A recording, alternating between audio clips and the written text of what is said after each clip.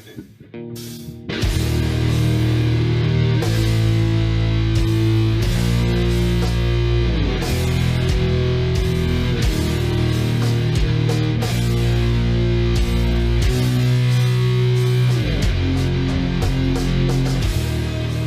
right, we are live. What's up, everybody? It's your boy, Big Dave Martell, the Tower of Power, too sweet to be sour, your beast of a host from the East Coast. And I'm here joined with my fellow culture dad, Mr. Mike from Imperium Press.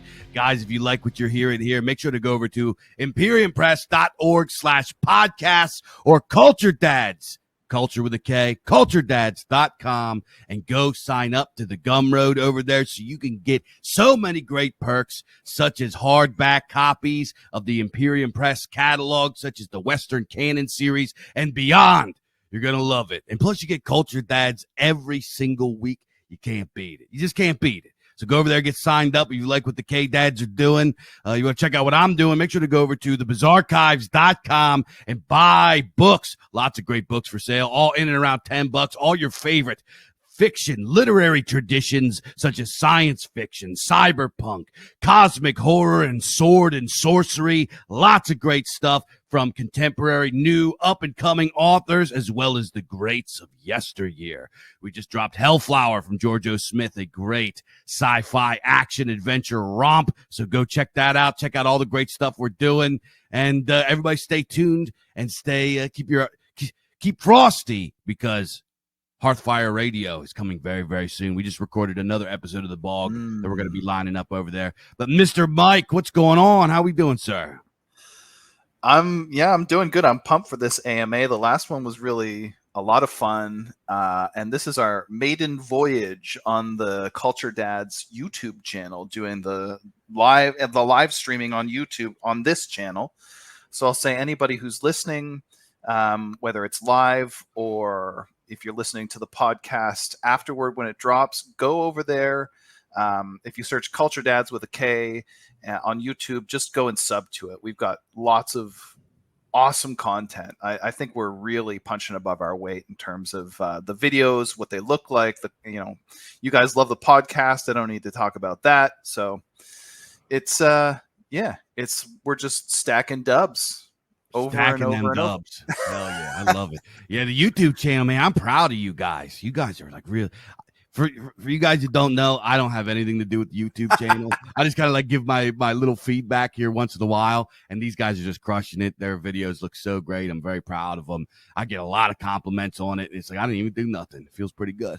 But yeah, the YouTube over there is doing good. So guys, make sure you guys are subbed here on the YouTube channel and help us grow here, bro. Help us grow. Once we reach 1K, we can go and we can monetize and do all that cool guy stuff. So help us get to that. And we got cool Culture Dad shirts over there on Imperium Press. So go over to imperiumpress.org and go click shop, or was it shop or store or whatever it is, and go find some Culture Dads merch. We got cool Culture Dads gear available there. Good stuff. I got some. I got all my boys ordered them. So we got, we're repping the KDADS out here. But I wear that Culture Dads t-shirt. I've got the two. I've got one. I've got the white one with the classic logo, and I've got the black one with the cassette logo. Oh, yeah. And I get compliments on them everywhere I go, especially the cassette one. People really like that one. So, yeah, and I don't know, it just fits me nicely. The fit of the shirt is just like good for me. I don't know, just my body type or whatever. So, they're dope, man. I really, genuinely, people mention them fairly often when I wear it. They are a flattering cut, aren't they? They are a flattering cut. Somehow. So, yeah, you guys go get you a shirt. They look dope. You go around. He's got the nostalgia vibe. You guys are going to love it. But, we did we've done a few live shows already, the Culture Dads. A lot of our content is behind paywall, and then we've been leaking out little bits onto the YouTube and stuff like that. The hardcore Culture Dads that are in there behind the paywall have already been with us. But this is another live stream that we're doing because we got a lot of really great feedback from our last live stream. So we brought it again with an AMA, and Ask Me Anything. And we put out the call a few weeks ago we're going to do AMA. We got a whole stack of questions we got to get through, and we're going to run through them. But guys, getting to 1K subs on YouTube is tough. It's tough. It took me like 2 years to do it. So we're already crushing it. Where are we at? 500 or something like that. So we're probably going to break 600 the next day or so. Hell yeah. So you guys listening right now, if you guys are big fans of the KDADS, fellow culture dads out there, give us a share on your social media and your Telegram chats, your Discord servers, wherever you're at on your Twitters, and tell people to come sub and check out some of this great content. We're talking about all the stuff that everybody loves: music, movies, history, philosophy, all that stuff. So we get into all that from our point of view. So everybody already knows the deal. So Mr. Mike, we have a big stack of questions from folks, from everything from art to politics to personal endeavors to all kinds of stuff. And not just from the culture dads, we're hearing from the culture moms too. So we're going to do a lot of that. So Mike, do you have the questions queued up, right? Yeah, I think I got most of them. If there are some that you have at the end that I don't, then we'll do those. But I think this is a good one to start with here. Somebody asked, how did you guys meet and decide to begin Culture Dads? So I was doing the Bog, and Mike was doing Imperium Press, and Mike reached out to me when he released, I believe it was Beowulf, when you first released Beowulf, and you're like, yo, Dave, I like the Bog, can I come on, and this and that, and I was like, hell yeah, this looks awesome. So I brought Mike. Yeah, actually, it goes back a little further than that. Even I think that's because we got the same question on Millennial, and I think that was what you mentioned there. I've been watching Dave's streams for quite a while. I believe I was watching the Bog back before I even started Imperium, but it might be that it was Dave Martell live. Anyway, I saw him on Heel Turn, whatever you were doing on Heel Turn. Yeah. I saw him doing that. I was like, this is dope, man. So like Heel Turn was amazing. There was like I know there was a lot of drama behind the scenes, but the content of that channel was like just fucking dope. Like it was really, really cool. There was like Stephen McNallen had a podcast. Yep. There's a bunch that I don't remember their names, but like it was like watching a TV channel where there was just like cool stuff like one after another. So I got hold of this podcast by a guy by the name of Dave Martell, and it was just this guy sitting in front of a mic and talking about heathenry and cool stuff, and I was just like instantly hooked. So anyway, Heel Turn disappeared after a while, and I lost track of Dave. Then when I started Imperium, I was like thinking about, okay, well, it's a new publishing company, and nobody has heard of us. Like we had a couple good, like releases right off the bat that were. One of them did pretty well. That was Nemesis. Like the author, we had a bit of a built-in audience, so we got a little bump at the start or whatever. But I was hustling, right? I was trying to figure out like how can I get this thing in front of as many eyes as possible. How can I get these books into as many hands as possible? And I thought, okay, well, I remember this guy Dave that did this like cool podcast on Heel Turn. So I actually looked Dave up on Facebook.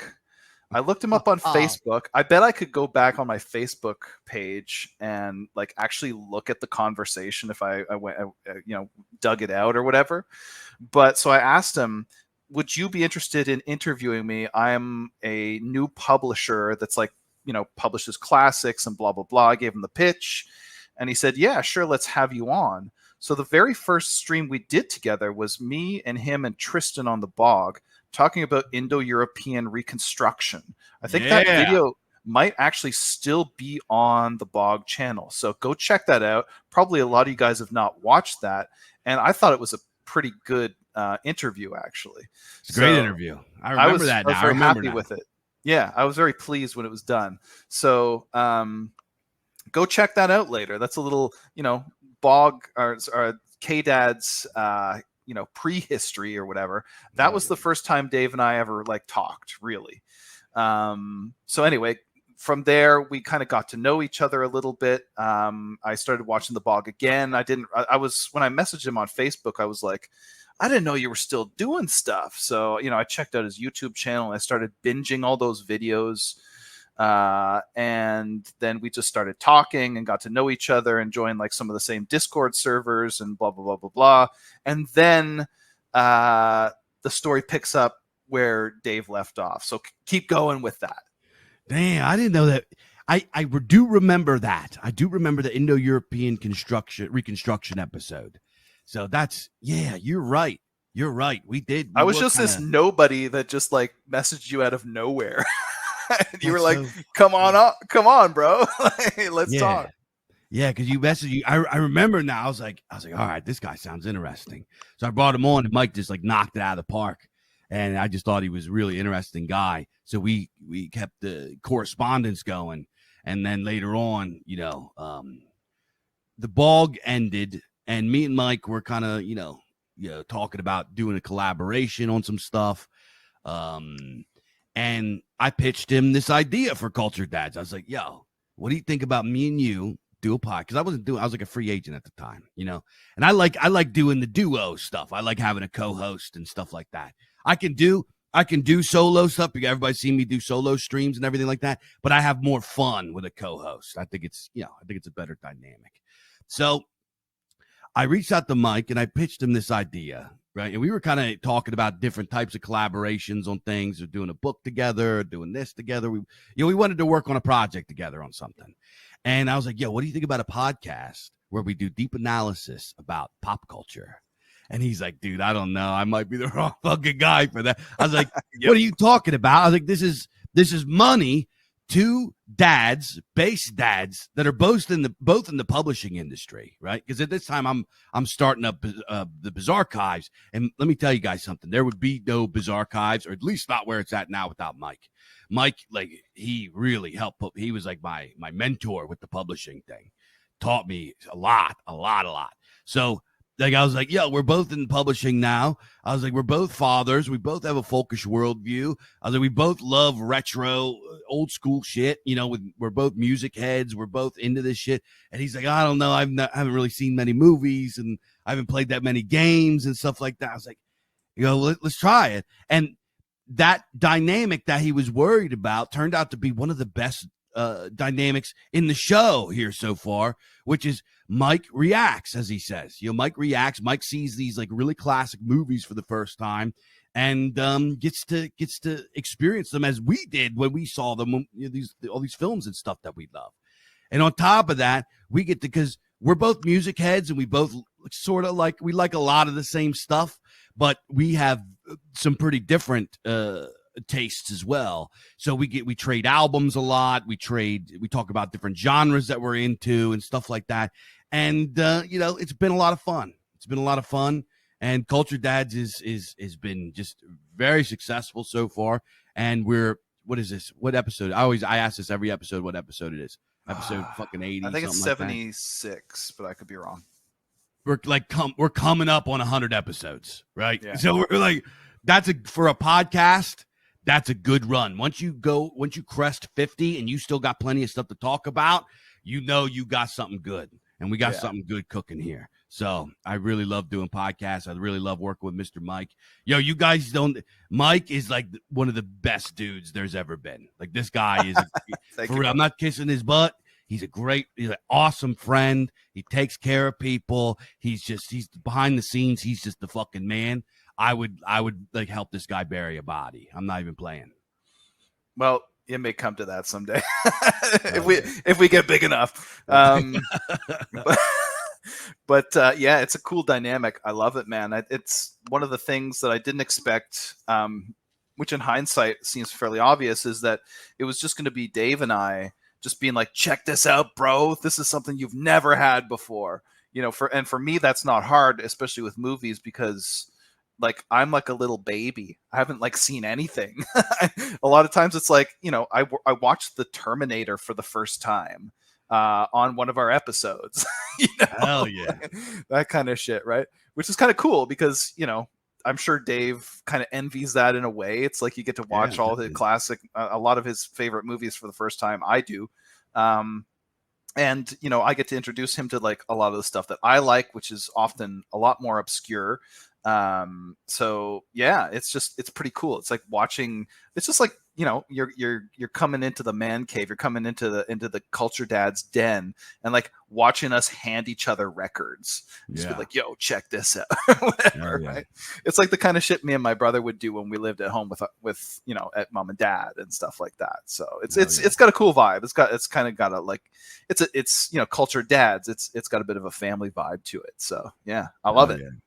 Oh yeah. And we came into this with the idea of, we wanted to elevate the perception of modern art and modern entertainment, because they're, you know, especially in our side of things and our thing over here, we got a lot of guys that just hate on themselves for being modern and hate everything modern and stuff like that. And me and Mike wanted to say, no, dude, this stuff is special. It's unique to our epoch, and we should be proud of it. So, you know, so we get on the horn and we do.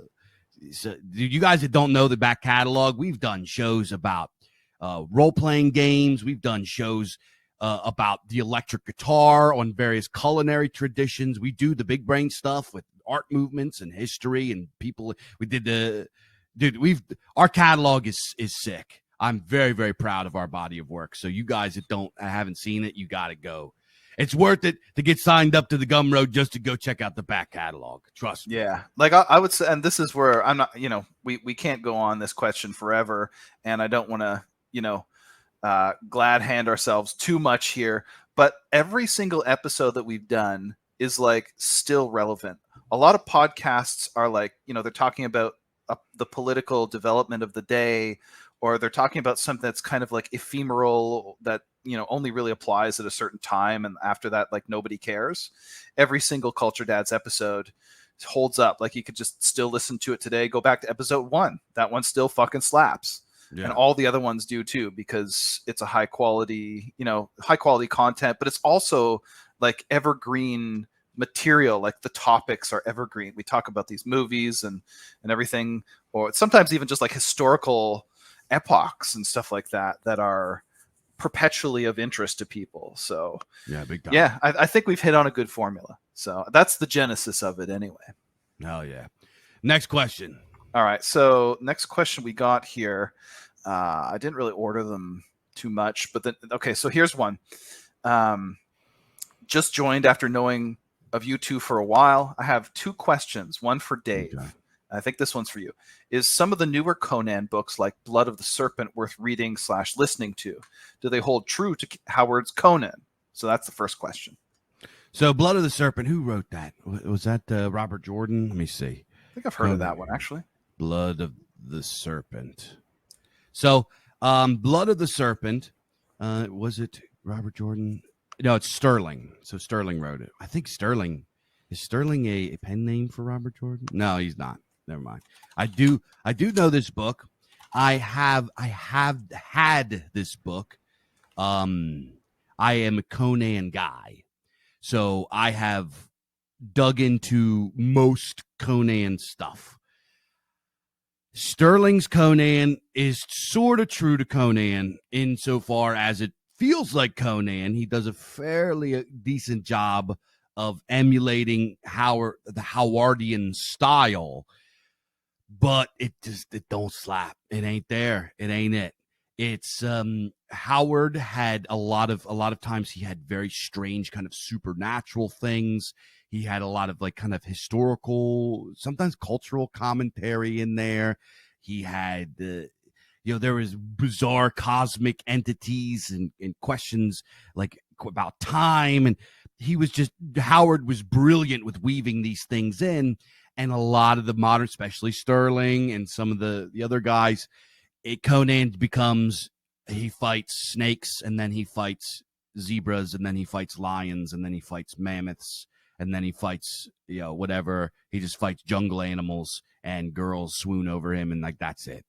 And if you've read all of Conan, and that's the only thing left, I guess check it out. Like if I had to give it like out of 5, I would say like 2.5 out of 5. I didn't finish it. I didn't think it was great. A lot of people like Lynn Carter and DeCamp and these guys, and they're decent. You know what I mean? A lot of those guys just kind of they like mush together the Howard stories. Like for example, you go read like Conan the Conqueror, I believe is like Hour of the Dragon, or Phoenix on the Sword, like blended together or whatever. I like to read the OG Howard stuff in the Howard form as it was written. That's my favorite way to read Howard, and I don't think anybody else can write Conan. I've actually contemplated writing a Conan novel because I am a Conan guy, and I feel that I can do a pretty good job of sounding Howardian without being a knockoff and continuing the Conan legacy. I actually have been contemplating writing a Son of Conan series with a Son of Conan that's accurate to the lore and features a lot of the kind of elements that Howard would have put in, I believe, or my take on Howardian style of cosmology and stuff like that. The problem with a lot of these guys that write Conan, they were just write basic adventure fiction and just regular ass fantasy, and they don't have a good grasp of Lovecraftian of the Cthulhu mythos. And a lot of people don't know that the world of Hyboria is in the Cthulhu mythos. There are right. deep ones. I didn't know that. That's cool. Yeah. Even there's even like some like deities that were invented by Clark Ashton Smith, such as the Frog Lord, what's his name, Tshagwa. Right? Their love, like the Cthulhu mythos. Within the Cthulhu mythos is the Age of Hyboria. So a lot of the writers don't know that, and they go in, or they don't like that, and they don't want that, so they chop some of that out. Without the Lovecraftian element, there is no Howardian world. So I feel like I could be a pretty good candidate to write a Son of Conan when the character Conan goes into the public domain. I've been thinking about preemptively writing it for that time, but I don't know, because I sort of want to just preserve Conan how he is in his how Howard wrote him. There's plenty of Howard wrote so much Conan stuff, it's unbelievable.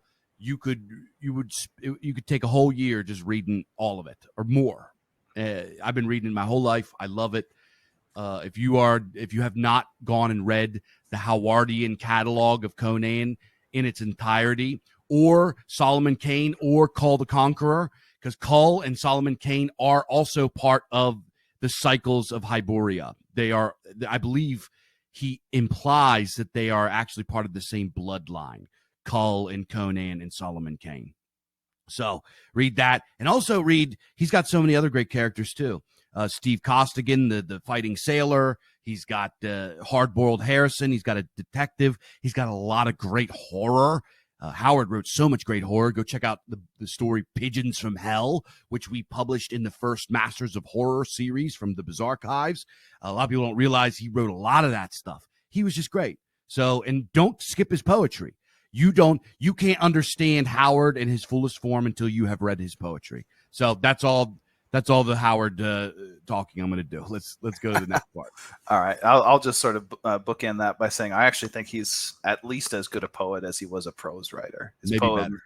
Yeah, his poetry is super dope.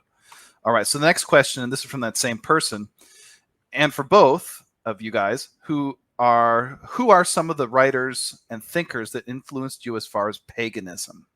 Dave, you want to go first? Oh my God. Writers and thinkers that influenced me as far as paganism. Do you want me to go and you can think about that for a second? Yes, please. All right. So there's quite a few for me, and I won't go on and on about this forever. But I would point to one of the first, not the first, but an interesting and one that guys are not going to be able to guess probably. The Tao Te Ching was very influential on me, actually, in my move toward heathenry. I've talked about this we did an episode called something like Our Journeys into Paganism, when I talked a little bit about the Tao Te Ching and how it fits into my broader spiritual journey. But I would say, as far as like how it informs my view of heathenry, the Tao Te Ching, which is the core text of Taoism, or Taoism sometimes as it's rendered, is that text is one of the most influential books on me ever. And it has influenced my view of heathenry by presenting me with differential ontology. In chapter 2 of the Tao Te Ching, it lays out a probably the clearest expression of differential ontology that I've ever heard. And it is, what I love about the Tao Te Ching is it's a mystical text. It's written in what seems like very compressed poetry, like very gnomic, mysterious poetry, where every line has like 100 ways that it can be interpreted. But it is also at the same time one of the most down-to-earth and practical and pragmatic texts that you will find. It's also very short, 81 chapters. You can bang this thing out in one day, but if you really chew on it and digest it, it'll take you a lifetime. And anyway, I found the idea of differential ontology in chapter 2. So probably not many people are going to know what the hell that means. Differential ontology is basically the idea that existence or being is fundamentally about difference.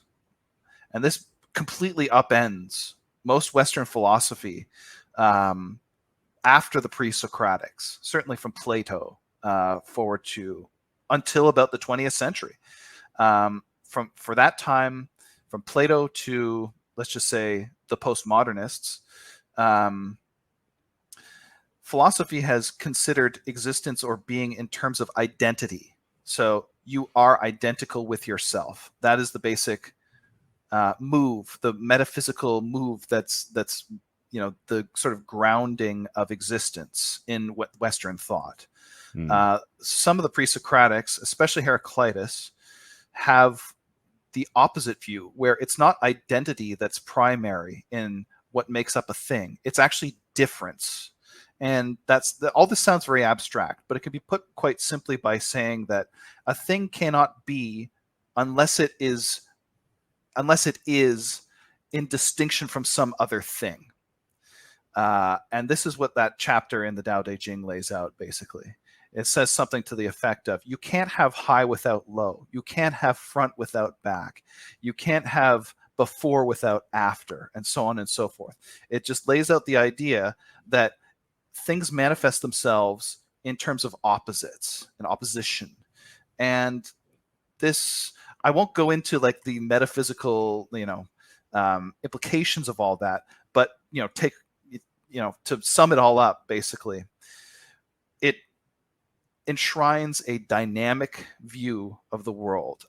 It basically enshrines a view of the world as constantly changing, constantly in flux.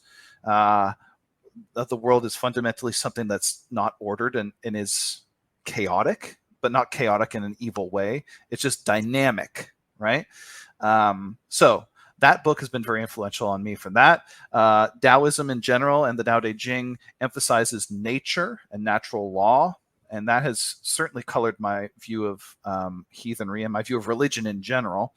And it also enshrines the idea of the deep, or what is ancient. It's constantly pointing back to what is primordial and what has existed from the very beginning as, what is original and what has essentially given rise to other things. What is the father of other things? Effectively is kind of the master of those things. You will find that in every chapter of the Tao Te Ching. And that, of course, has colored my view. I think guys who read my Substack can understand where that's kind of landed in my own thoughts. So that's the Tao Te Ching. I promised this wouldn't be too long. Nietzsche has been very influential on me. When I first discovered him, I had the same reaction that everybody has, which is that Nietzsche, or everybody who likes Nietzsche anyway, which is that he's basically like he's like the best philosopher ever. He is just this like unbelievable grenade that gets launched into philosophy and takes all of these like really kind of hokey and like very like overly moralizing philosophers and just like explodes them in a way that's like it's he's like the philosopher that you can go and like bench 225 while reading. Like, he's the philosopher that makes you want to get jacked, right? Like that kind of thing. So Nietzsche, and not just for his vitalist aspects, but also his critiques of Buddhism and Abrahamic religion, his just overall. He is another one of these thinkers that really looks to the ancients. He looks to the what I've come to understand as the pre-axial world, the archaic world, the Bronze Age world, as really the paradigm of what's good. So he has been influential on me.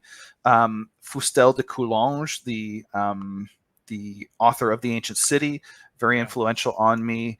I've talked about this at length on the Substack. I've talked about it, from time to time on Culture Dads. Reading The Ancient City was like reading the Tao Te Ching. It was a turning point for me. It introduced me to a world that I always kind of knew in my gut had to exist. But when it was like laid out in front of me, it was just like this master key that made everything click together.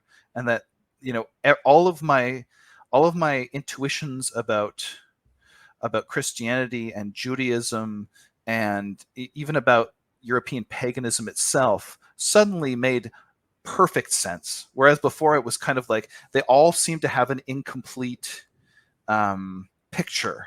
They were all doing some things, some of them better than others, some of them, more natively appropriate to our people than others. But when I read about the ancestor cult in the ancient city, that was just I've described it before as a kind of dark matter, something that you know is there, that you have to infer, but you can't observe directly. But when he showed it to me directly, it was just like, okay, well, now it basically explains everything. I know that sounds a little bit ridiculous to say, but that's really the effect that it had on me. I could also cite William Edward Hearn and Henry Sumner Maine, who are doing some of the same things as Coulanges. We put out Hearn's book recently, The Indo-European Household, also influential in the same way. I'm going to wrap this up, I promise. Georges Dumézil has been very influential on me, especially his book Mitra Varuna. Indo-European Reconstruction, as I mentioned at the beginning, was something that it's an important thing for me. I've sort of over time come to be like a little bit less gung-ho about Indo-European reconstruction. I'm a little bit less optimistic about the prospects of doing that. And I think a lot, especially mythic reconstruction, like comparative myth, there's a lot of stuff that's just complete like hokum out there. There's a lot of a lot of people try to reconstruct the Indo-European pantheon in ways that I think they're just totally careless about. They go way too far with it. Yes, a lot can be reconstructed, but a lot of people think that they can completely reconstruct it. I don't think you can even get close to that, but I think there's some important things that you can reconstruct. So he's a little bit less, his star used to be a little bit higher for me, but the book Mitra Varuna is really important because it introduced to me the idea of the Odinic and the Tiric. He doesn't use those terms. He calls them the magician king versus the jurist priest.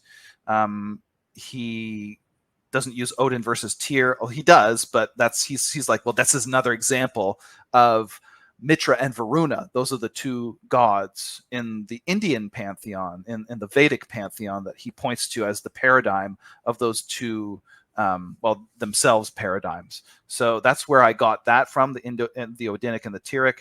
Dumézil, he's very much worth reading. I would say Emile Benavist has been very influential on me. He wrote a book called I have it on my desk here, Indo-European Concepts and Society.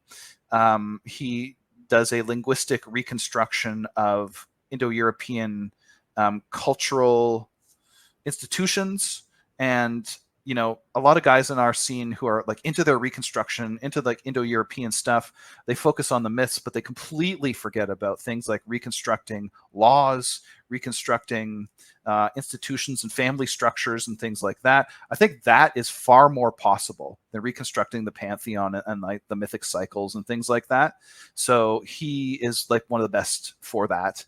And I guess the last one I would mention is a scholar by the name of Martin Nilsson, Nilsson, who is really his thing is that cult is really at the bottom of pagan religions. They're more about cult than they are about myth. Although this is not to say that myth is not important, but it is to say that the cultic aspects, he's essentially saying that these religions are orthopraxic, and he gives very, very good scholarly grounded analysis to show that that's the case.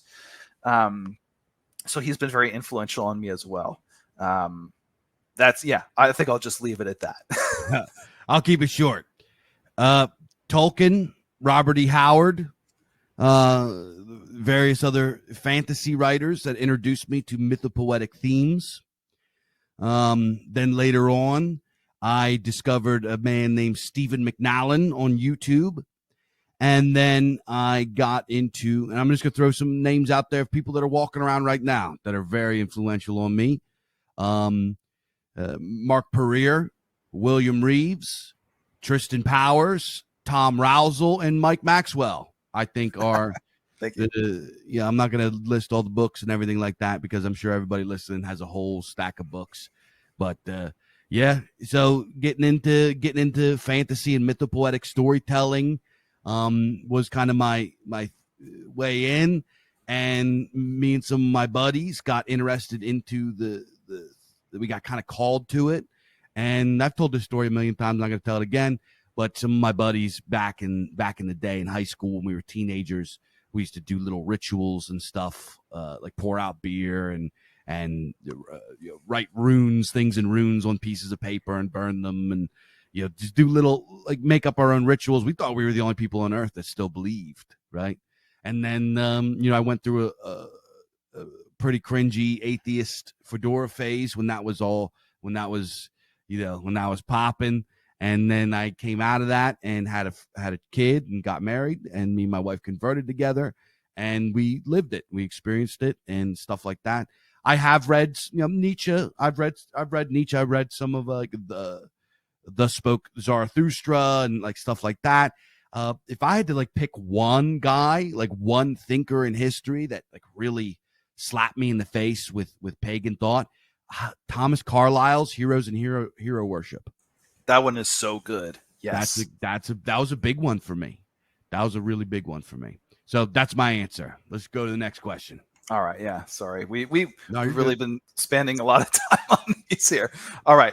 So here is one from one of our patrons, actually. Mm-hmm. Opinions on both Asterix comics and Tintin comics. Okay. Dave, are you familiar with these? Yeah, I am. Oh, nice. So I did not get into them because they're I believe Tintin is French, and I believe that Asterix it's not British, is it? I think Asterix is French, and Tintin, I'm not sure, but I think it might be British. One of them's, I know one of them's French. I'm actually pretty positive that Tintin was originally French. Doesn't matter. I could be wrong.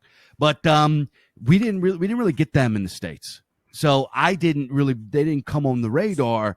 Like once in a while we would get like Asterix on TV, like the old cartoon. And I had an old Asterix video game, I believe on Nintendo or something like that.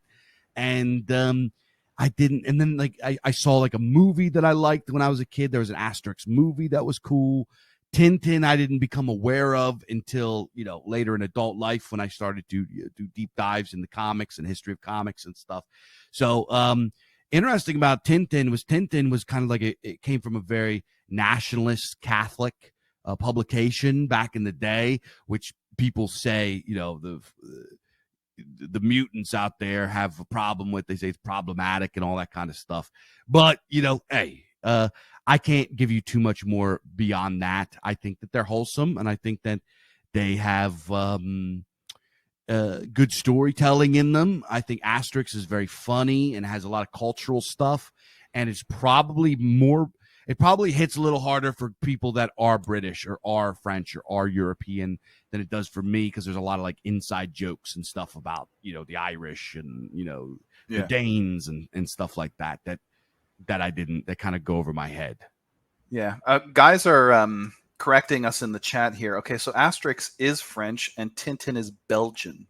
Oh, so yeah, okay. definitely the European vibe is very clear in these. So I asked the person who asked the question, because I didn't know if Dave was going to be familiar with these, and I am not at all familiar with these. So I asked him to elaborate on like what he thought was cool about them. And so I'm just going to read that here. So I think they are interesting for a couple of reasons and offer some interesting avenues to get our thoughts. That is Dave and I. I would argue that comic books are largely an American-dominated art form, and in light of Marvel insanity, have a negative view from most. But Asterix and Tintin are uniquely European creations. So it would be interesting to remind and talk about how, as a medium, it spans more than the gross stuff of what we see now. Also, Asterix, in particular, is this kind of very based, latent, folkish story. In the adventures they have, they travel around Europe to meet different tribes of different modern-day countries. And to be honest, the stereotypes on display are, well, pretty accurate. They have a French tint, of course, which is also interesting. I don't know of other countries' views being disseminated in quite this way. One funny example of Asterix in Britain is making jokes about the Scots being tight-fisted. This is written in 1966. And there are a bunch of other jokes and banter all around the differences of peoples in this way. I recall some even saying Asterix's impact was such that it kept alive the image of the Gauls in a positive light versus the Romans. And so this role of myth-making via modern mediums is an interesting one. That is very interesting, actually. Maybe we should do an episode on one of these. Yeah. Tintin, I think, is interesting because, again, comic book, but all too human, whereas we are dominated by the superhero, fantastical, of which both British and American comics kind of move towards. Again, Tintin is kind of steeped in this European and liberal-centric outlook of his investigations around the world, but just so different to what we see from the medium as a whole. I throw out Babar the elephant as well, completely out of fashion, as it was kind of used and about French colonialism, and that was the very myth of civilizing power of Western ideas. So, yeah, those are very interesting thoughts. I would push back a little bit on the idea that comic books are purely an American thing. This would be the opinion of somebody that, and I'm not beating anybody up. I'm not saying, whatever, you are what you are and you're exposed to what you're exposed to. But this would be like kind of the view of somebody that didn't really grow up with comics, somebody that, isn't really aware of the history of it and how far spread they were and stuff like that, and only really associated with cape shit. So France, for example, had a humongous comic. They still do a humongous comic culture. Heavy Metal magazine comes from France. It was called Metal Hurland. That's right. You're right. Perry Rodin came from Germany. Right. These and there's so many British ones as well. The idea that the Marvelization, that Marvel dominates the medium of comics, I just reject that with my whole body. It's a very recent thing, and in fact, superheroes only really kind of are like a flash in the pan. They were only really popular during, I guess you could call it, the Silver Age of comics, and then they got revitalized in the 80s and 90s with some of the darker stuff. And then now kind of propped up by Hollywood ESG bucks. So the superhero in and of itself is sort of a gimmick that kind of comes and goes and rises because it is a gimmick. It's a flash in the pan, and they have to keep reinventing it and all astroturfing it for people to like it. And here's a fun fact. Marvel was in the toilet, and in the 70s, a guy named Roy the Boy Thomas went to Stan Lee and said, I want to do a Conan the Barbarian comic.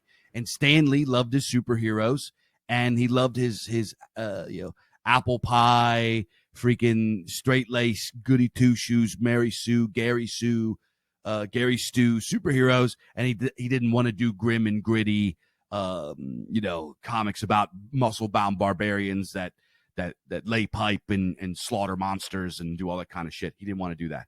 Well, they were in the tubes, and they took a long shot, and Conan put Marvel on his back and saved them from ultimate destruction. So Savage Sword of Conan saved Marvel Comics. Fantasy comics, horror comics have always been kind of the big dogs. Horror comics, if you guys remember, things like Tales from the Crypt, creepy comics, eerie comics, so on and so forth. That was the big dog, right? That for years and years. EC Comics was the big dog for years and years and years. So I would argue that superheroes are like superhero comics are just a small fry, and really when we're talking about the style of comics and the genres that dominated the comic format, we're talking horror, we're talking fantasy, we're talking science fiction, period, in my opinion. Yeah, and even the guy who invented comic books, and Dave did a really good historical dive on this guy, Rodolphe Topfer. I mean, he was a Swiss guy. We did a whole episode. I think it was where Dave did that historical background.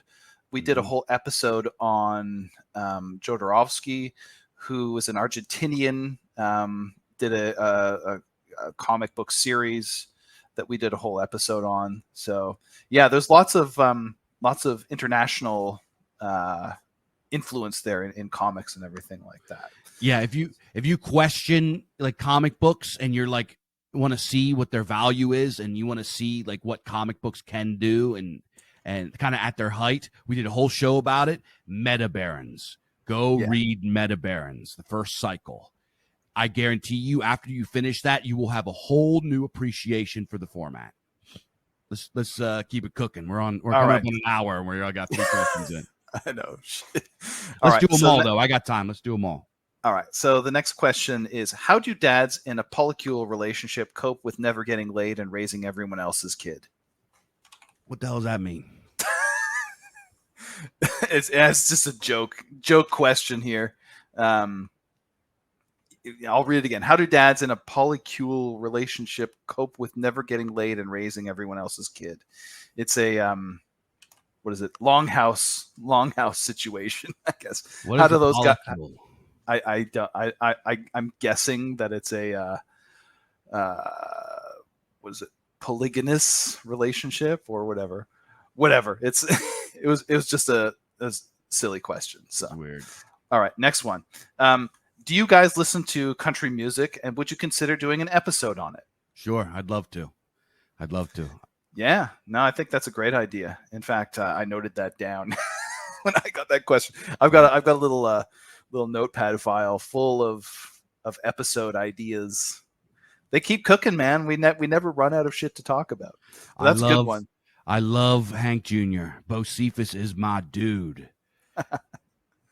Yeah. No, look, I don't listen to country music apart from a little. I love Lead Belly. I will check Lead Belly anytime, any day. But country music is not really my thing.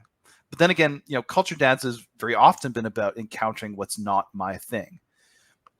I mean, Dave and I are in some ways kind of the same guy. Like, we see eye to eye on a lot of shit aesthetically, but not everything, right? I like weird stuff because I'm super picky. I'm super picky with my like culinary tastes too, but in kind of an opposite way. I'm like ultra conservative or tyric in my food choices. Like I like the stuff that everybody else likes. I don't like unusual things very much, but I'm very Odinic in my music tastes. Like I like stuff that's really daring or weird or off the beaten path. But in terms of music, I will listen to anything, but what I really jam with is like just a handful of things. Like there's only probably about like 3 or 4 genres where I'm like, that's my shit, bro. And country is just not one of them, which is weird because I actually love folk culture. It's hard to describe what it is about country that kind of doesn't do it for me. I think it's the blues influence, but we could table that discussion for a dedicated episode. I think that's a good idea. But I can get down with like the best of just about any genre. So I'd love to jam with some of the best country and Western music ever. I know there's some good stuff out there. So yeah, bottom line, we should totally do an episode on that. Hell yeah. Next question. All right, next one. The art of storytelling with kids, ad-libbing written books, and reacting to children's input, making them an active participant in the story. How such ad-libbing increases brain power through ad-libbing and is deeply rooted in our ancient traditions. So, not really a question, but what do we think about that? About improvising stories with kids, basically. I love it. I think it's great. Yeah, for sure, man. Big time. There was like one time. So last Christmas, I went back to Canada for Christmas vacation. And when you fly from Australia to Canada, it is a long flight. Let me tell you, especially with young kids. You got to find shit for them to do. It's going to take you like 15 hours. Like, what the fuck are you going to do for 15 hours? Like sitting down with young kids. Well, there was one of the things that we found, one of many things that we found to do was, my daughter was like, Dad, tell me a story. I'm like, all right, I've read a few stories in my time. So I recited Beowulf from the beginning as detailed as possible as I could. And I didn't leave anything out. I mean, I left the battle scenes out and stuff like that. I didn't describe any of the gore. Well, that's not true. We went into the whole like ripping Grendel's arm off thing and all of that stuff. But I didn't hold anything back. But I probably spent, a good 20 or 30 minutes just going through Beowulf by memory with her, which is impressive for me because my memory is fucking garbage. But I know that story pretty well, so I can go through that. And at the end of it, she was just like, Dad, I love it. She loves Beowulf, man. I have this like box set of like adventure stories retold for children. I would say probably in the 8 to 10-year-old range in terms of like reading level, maybe a little younger, 8 years old or so. She's younger than that. So that was like, and Beowulf is among those. It's in that box set, and very often, when it's at the end of the night, we always do story time. This is a tradition. I've talked about this on a couple of episodes. We always read a story before bedtime, whether the kids have been good or bad, whatever it is. That is just something that happens every night. So, we alternate, like, each of the kids will pick, they get their chance to pick a story. We kind of rotate. And very often they'll just like go up to the bookshelf, climb up on the chair, and they'll just like pull that box set down. And they know which color of spine is Beowulf. So they're just like instantly, 9 times out of 10, they'll just pull Beowulf out. And they'll be like, let's read this, Dad. And there's like 4 chapters. Really, like, you can't really read more than 1 chapter a night to them because it's just, it's long enough. 1 chapter is long enough for a storytelling session for kids. So we had to go through it over 4 or 5 nights or something like that. They love Beowulf. They know the story very well. Actually, that children's retelling, I think quite wisely, doesn't tell the second half of the story where Beowulf's old and he goes to slay the dragon. It just tells the Grendel story.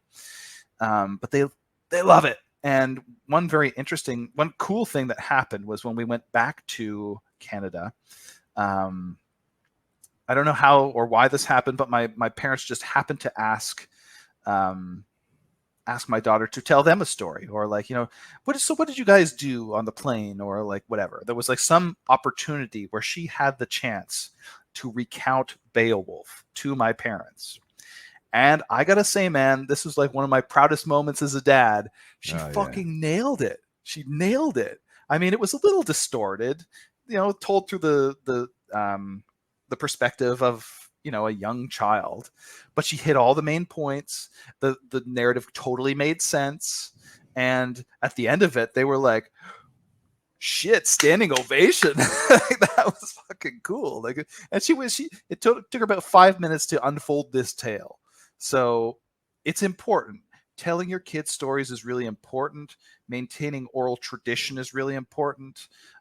Dave is a much better storyteller than I am, but I can kind of do it. So I try to. I make the effort to, like, get my kids excited about that sort of thing. It's very important. And people who can tell a story, people who are able to do that, they have a real social advantage over other people. If you can tell a story, then you can nail a job interview, you can make friends. It's actually quite an important skill to have.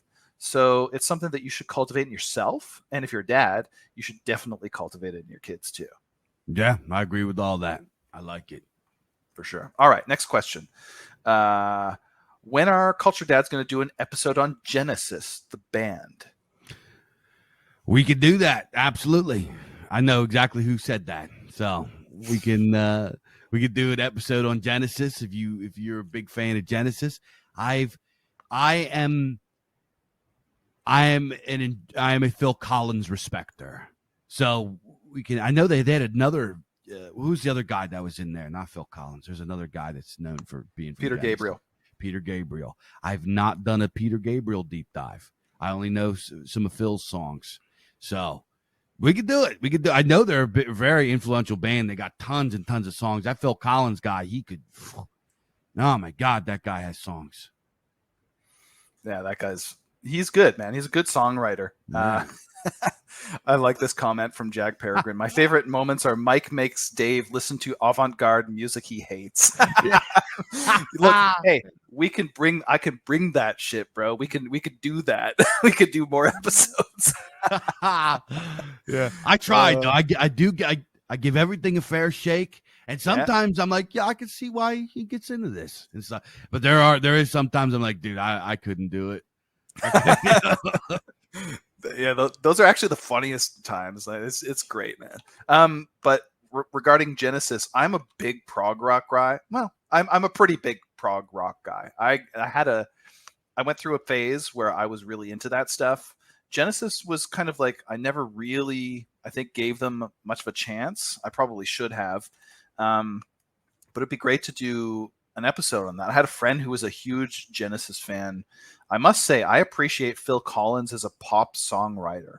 I think that guy's got like some of the best songwriting chops. Like I'm a weird music guy, obviously, if I'm introducing Dave to like Nurse with Wound and Current 93 and shit like that. I am a weird music guy for sure, but I love good pop music. Like, and now I have it sort of foisted upon me no matter what, because I've got young kids and they listen to pop. They love pop music. So I got to listen to what's current to some degree. But Phil Collins is really high quality. He's a good songwriter. I can really appreciate like very simple music. That's some of my favorite stuff. Those guys know I'm a big Nirvana fan. It's very simple. I can appreciate pop music. And I think Phil, I'm into that. So yeah. Phil fucks. He does, yes. Okay, next question. My viewpoints changed late into my marriage with 4 kids, from typical libertarian to WN. I'm still a Christian, but struggling with that too. Can't stand going to church anymore. My wife senses my change, but I have to fake it every day because I fear breaking up my family over my views. I drop occasional red pills to the wife and kids, and they get it sometimes, but it's just crumbs. Things would be different if I started out this way before marriage and kids, but I'm making a full 180 on everyone, basically. What would you do if you woke up in this situation one day? Oh man. So this is we're gonna get some tough questions in this AMA. Yeah, we got some ones that are coming from the heart with some folks. Yeah. So, bro, I would sit that. The thing is, it's hard for me to answer this question because I don't know where your wife's at. You know what I mean? I don't know where she's at as far as her worldview. I don't know where was she libertarian with you before you started going the other way, or is she like some sort of something else? Like, I don't know where she's at. So, and I don't know her personality, so I can't really tell you how to approach it. Is she the kind of girl that you can sit down and have a conversation with? Is she the kind of girl that that is going to reject this, or is she the kind of girl that over time will change? And how old are your kids? You know what I mean? If your kids are little kids, then you can teach them the proper worldview. But until like they're, if they're like teenagers and all this kind of stuff, and all of a sudden you do this 180, that's a little bit of a tougher situation. I would say, do not ever sacrifice the integrity and togetherness of your family for political views. Ever, ever, ever, ever.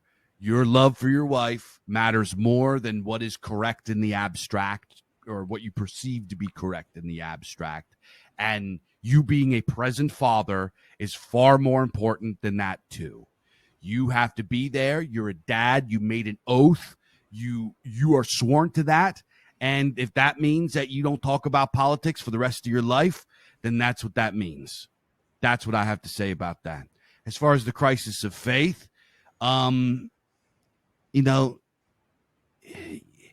it's hard for me to talk to. So it's hard for me to say what I want to say, what I believe in my heart, without upsetting our Christian friends. You guys know me. I was like the first, I don't want to say the first, but I'm one of the OG pagan guys out here that reached out a hand in friendship and said, let's stop fucking fighting. It's stupid as hell. If we want to have debates, we can have debates. Let's come together and write books. Let's come together and do business. Let's be friends, right? Because here's the deal. If you meet like a base Christian guy and you're like me and you're a base pagan guy, if you just run into each other in a workplace, you guys are going to be boys. You're just going to be excited to talk, that somebody else knows about theology that you can talk to in an honest way. So it's like, I'm not that guy that wants to create a big fight. But in my heart of hearts, I am a believer. I am an Orthodox heathen. I believe that in my heart of hearts, and I'm sorry, guys, and I'm sure you believe this about me too, but I think that all of you should come home to the true ancestral faith for our people. And I think that you should do that. And I would like to see that. And I believe that is I know that is the best path. I'm not going to come into your house and force you to do it. I'm not going to bully you into it. I would, if you are really a genuine Christian, then be a genuine Christian, and I would rather have your authentic self. I understand it's hard to change what you already believe. And if that's what you believe, that's what you believe. And, in my view, regardless of what you think you believe, we're going to end up in the same place when we die anyways. So it doesn't really do me any good to go converting you. It's not in our faith. It's not something that I'm interested in doing. I would rather be friends with you and do good business and make money and create beautiful art and stuff like that. Right. So as far as this guy goes with his crisis of faith, I'm going to give him the answer that's in my heart. I think that you should find a local kindred, a good one, and go to bloat and become a heathen. Yeah, I guess I would echo Dave's sentiments on the theology there for sure. I think he said everything that I would want to say very well. With the politics, I guess my feeling that's in my heart on that is that politics is not nearly as important as family or religion, of course, but politics is it is downstream of morality. Politics is really sort of the practical application of morality when other people get involved. It's how you live with other people, right? Like, it's very simply, politics etymologically just means living with other people in a city. How are you going to manage that? Well, what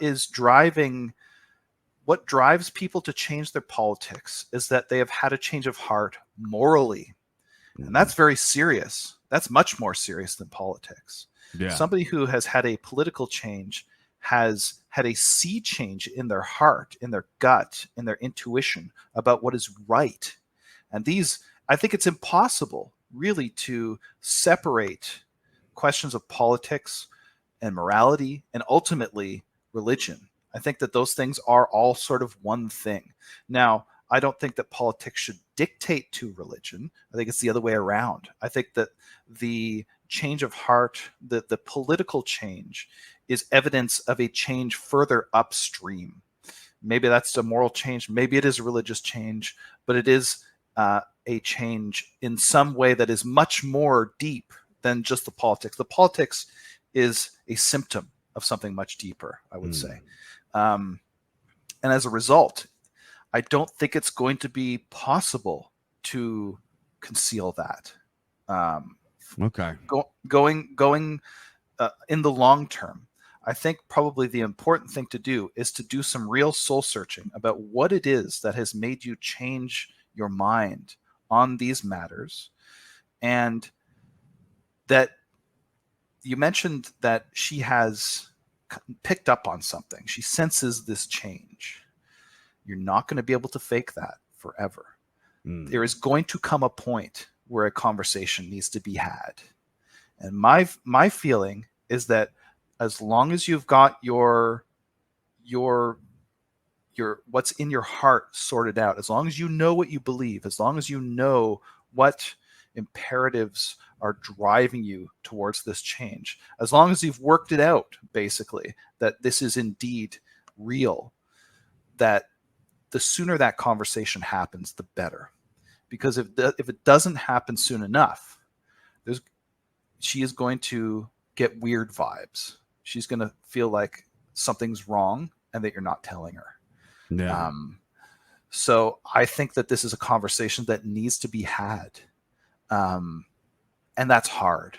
Sometimes these things, don't work out. I mean, let's just to be blunt about it. But I think that the earlier that conversation happens, as long as it's real, as long as you know for sure, the earlier that conversation happens, the more likely it is to work out. That's just my feeling on the matter, for what it's worth. I like Mike's answer. I like his answer a little better. So, all right, next question here. I am actually going to defer that question because it's another heavy one. All right, we'll come back to it. Next question. Have you guys done a deep dive into virtual reality? It has the weird quality of adding a positive side to hyper-reality. It engages your body more, but accentuates the negatives. More immersion equals more fishbowl layers. So its good/bad potential reaches towards farther extremes. Dave, do you have any thoughts on virtual reality? Can you read it again? I zoned out the last part of it. Okay. So, have you guys done a deep dive into virtual reality? It has the weird quality of adding a positive side to hyper reality. And he says the positive side is it engages your body more, but it accentuates the negative side of hyper reality. Okay. That is, more immersion means more fishbowl layers. So how do we weigh up the good and bad in virtual reality? So he's talking about actual VR headsets and shit. Yeah. Oh man. So I actually don't think that VR. I think that VR headset, like VR gaming and VR movie viewing and VR everything, is going to become more and more popular as the technology increases and gets better with those new Apple glasses, and it's just going to keep getting better and better until you have a little thing that just shoots a projection into your retinas or something like that, right? It's gonna keep getting better and better. I've read things about they're creating VR headsets that create false smells and vibrations. They already have weird porn stuff where you put your schwanz in the thing and it does. You guys know what I'm saying. So as of right now, it's still kind of jalopy and big and stuck in the same kind of technology that we've had for like over a decade. It's been looking the same. But once that advances, we're going to see an explosion in VR gaming and VR everything, right? Not just gaming, but and this is going to be a time where gaming and entertainment and stuff like that kind of melt together more so than we've seen so far. And this is already sort of happening, right? This has already sort of happened in the past with various types of, different, I guess you could say, medium blending or medium jamming, right? We have the animated comics and freaking, movie games and choose your own adventure story, like what are they called? The story games. You guys know what I'm talking about. So this kind of stuff is already kind of forming these, and it's just something that has happened forever and ever. Think about it like this, the first silent films had like a string band, like an orchestra in the theater. This combined music with moving pictures and had a soundtrack. That was a blending of two art forms to create a kind of hybrid entertainment that we take for granted now, right? We take that for granted. It's like, to think that there was once upon a time where watching a film with sound was like, oh my God, they combined these things. That's coming, right? That's coming eventually. There will be some sort of weird hybrid between gaming and film and socialization and social media. It's all going to come together, and it's going to come together in a way that's VR. So what's the positive side of it is that, you are, it's going to be more physical. You're going to move around. There's already people saying that VR gaming is better for you because you move around, you get great workouts. There's like a boxing game that a lot of people recommend. There's like a pretty cool looking sword fighting game, and some of these games are really, really looking cool in the VR. I haven't done them yet. The spooky part of the VR is going to be like pornography, right? It's the immersion into pornography is not going to help what we have now, these porn addicted people, and honestly lonely, love starved young men who are having no luck in the dating scene. I'm sure somebody listening knows what I'm talking about. I know tons of young men like this, and there's nothing at all wrong with them, but because of the way that the dating scene, hypergamy, and the technosphere are, they are chronically lonely. I'm not calling them incels or anything like that, but they are chronically lonely and have, they missed the last chopper out of Nam when it came to the dating scene. So these young men who are the ones that get addicted to pornography are going to be the ones that are going to be subject to VR virtual, like hyper pornography.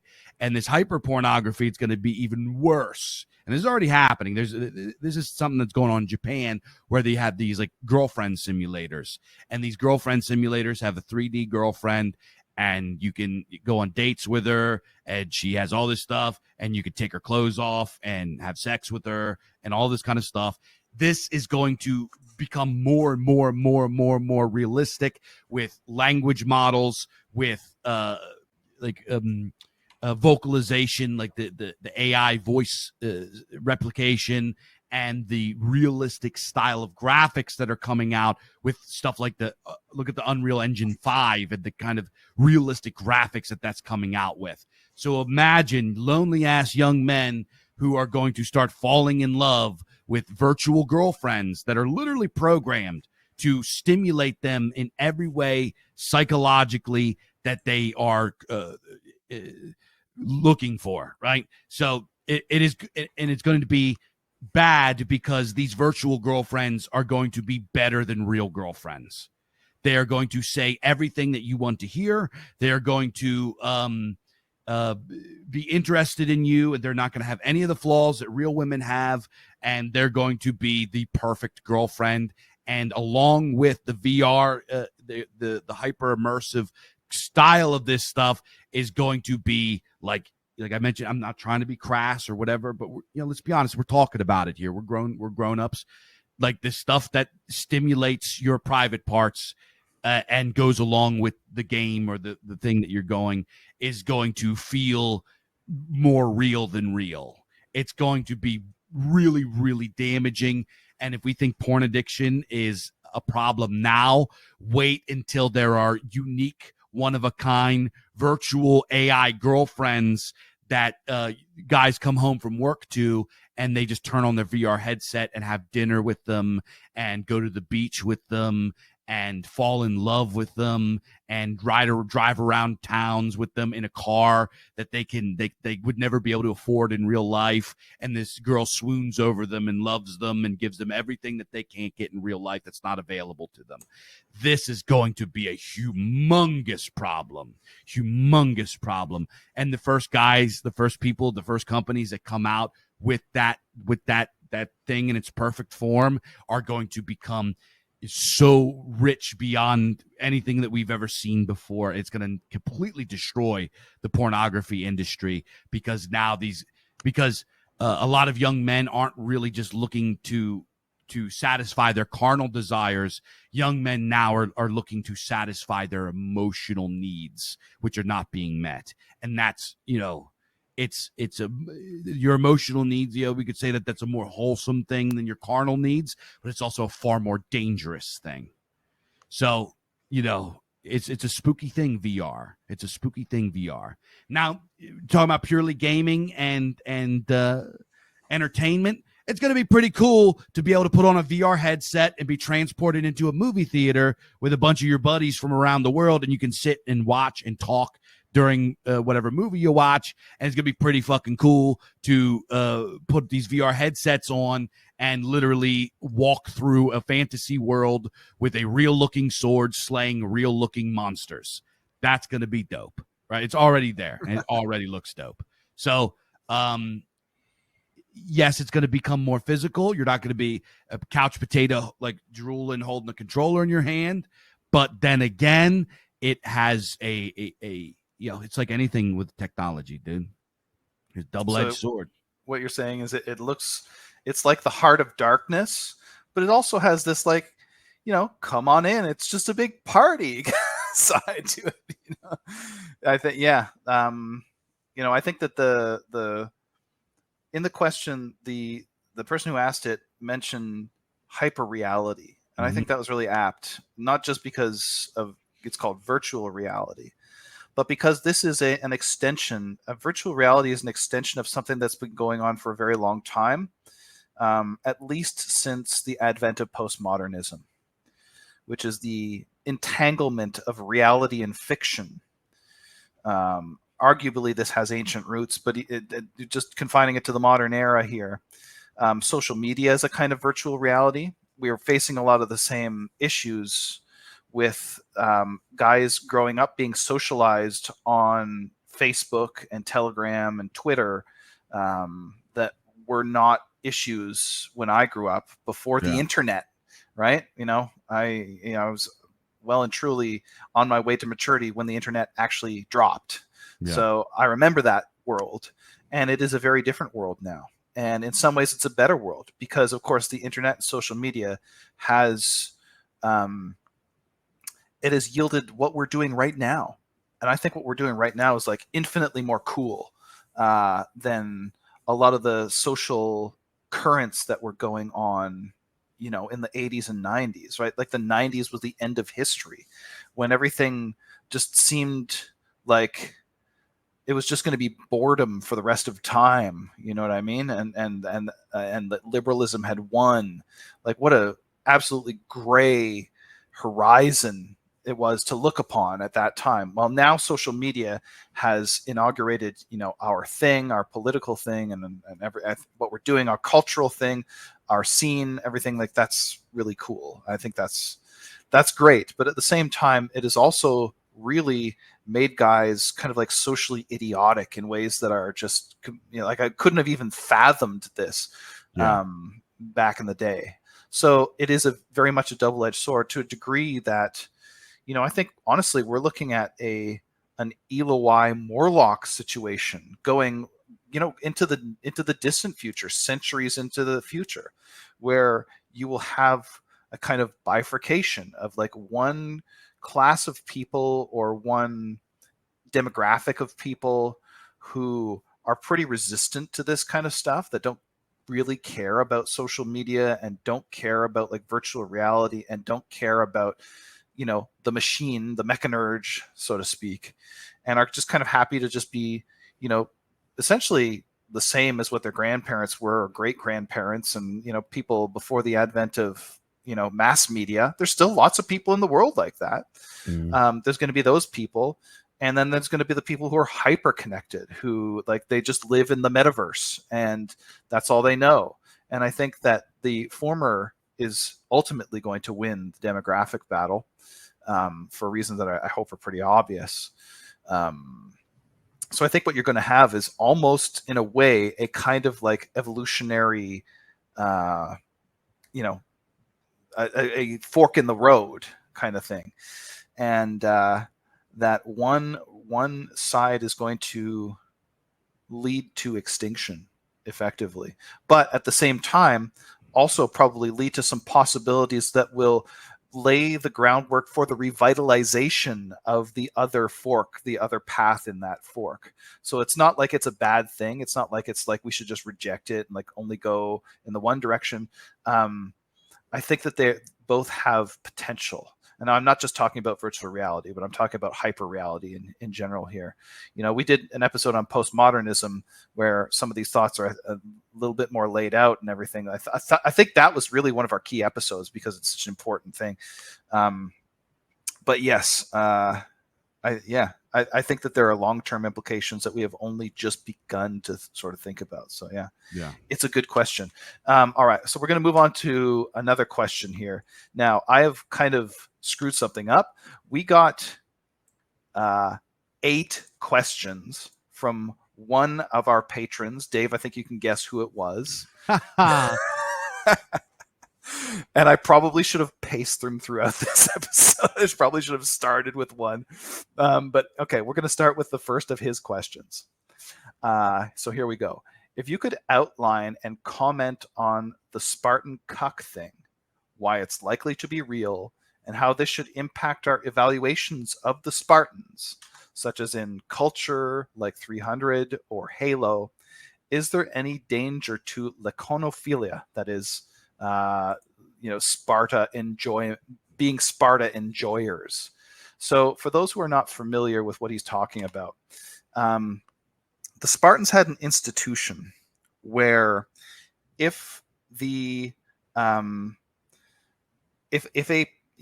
man and wife couple was unable to produce sons, or because this happened in the ancient world, there's laws and provisions in every Indo-European culture of like what happens when the pairing, when the man and wife couple is unable to have children, because for these people that was like a big problem. It was a theological problem, because they practiced the ancestor cult, and producing heirs was key to essentially your salvation in the other world.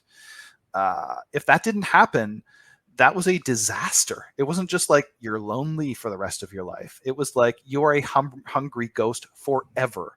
Big problem. So they had laws. Every Indo-European culture had laws, and we can reconstruct some of them back to the steppe, back to the Ur-Heimat. So this is something that these people dealt with, childlessness, essentially.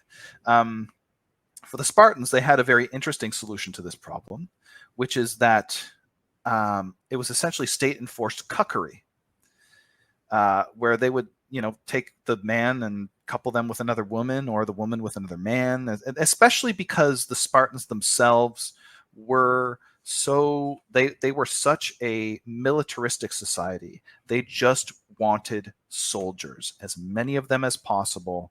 And so if this wasn't happening within a family, they would essentially pair the wife with the biggest Chad they could and just crank out more soldier babies. You know what I mean? So this is a real thing in Greek culture, in Spartan culture anyway. And what is being asked here is it likely to be real? And does this change our views on how we evaluate the Spartans? No, So that's how they did things. Yeah.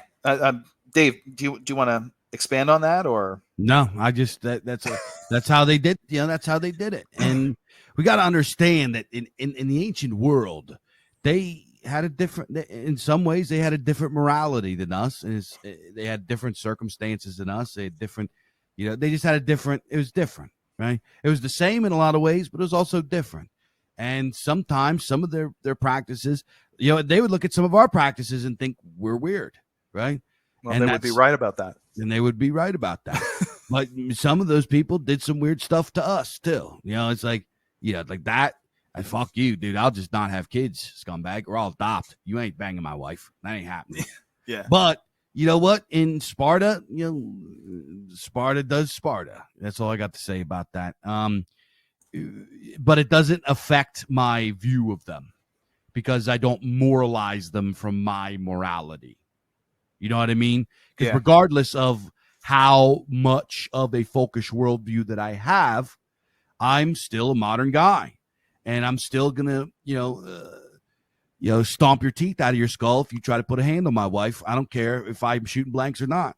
I'll shoot blanks my whole life into her. You ain't touching her. Yeah. No, I think that gets at something that actually is quite close to the bottom of what's in our worldview as people who are folkish, which is that moral particularism is kind of the overarching principle, right? Where there is no neutral ground for us to be able to evaluate another culture and to say objectively they are worse and we are better, or vice versa. Now, we can of course evaluate it from within our own culture. We can say like that looks stupid to us, that looks insane, like we would never accept something like that. But to say that we just do not have the ability to say that like there is some like abstract, detached, non-contextual way of evaluating that, well, that just doesn't make sense within our worldview. I'm not going to say it doesn't make sense, period, because that would be kind of contradictory. It's just not something that we, especially in our ancestral worldview, going back to like pre-Christian times especially, that would not have made sense. Now, that is not to say that we can't judge them from within our own frame. Within our own frame, that's really, really weird. It is. Spartan polygamy is kind of weird, and in fact, Sparta itself is kind of weird within the context of Indo-European societies. They are kind of like the ancient Greek version of like Scotland or something. They are like this extremely hardy. They were for a very long time anyway. This extremely hardy and backward people. They are kind of like an archaic survival. I can say this as somebody who is from Scottish extraction largely. Scotland was really kind of like this, barbaric frontier society on the edge of like the English, who were themselves, at least, through a lot of the interactions of the history of interaction with Scotland, like England was kind of like the more developed and civilized society or whatever. But once Scotland kind of started down the path of revolution, they really got going very fast. I mean, look at where they are right now, with a law having been passed in the last year or so that you're not even allowed to, you're not even allowed to speak ill of certain peoples within your own house. That is against the law, not just in public. Cringe. Like, so, yeah. So like they've fallen really fast. And you could say the same thing about the Swedes or like Scandinavians in general. These are people who used to be the most fearsome barbarians imaginable, and now they are very sort of mild-mannered people. This has changed tremendously over a short period of time.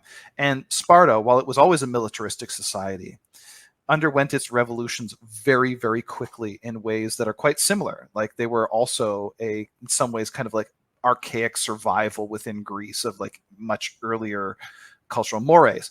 But yes, so it seems weird. It seems weird that they would employ polygamy, because polygamy is not traditional within the context of Indo-European society. It sticks out. There's something wrong there. Something they've taken a wrong turn in the context of Indo-European society. That is, they've deviated from the origin.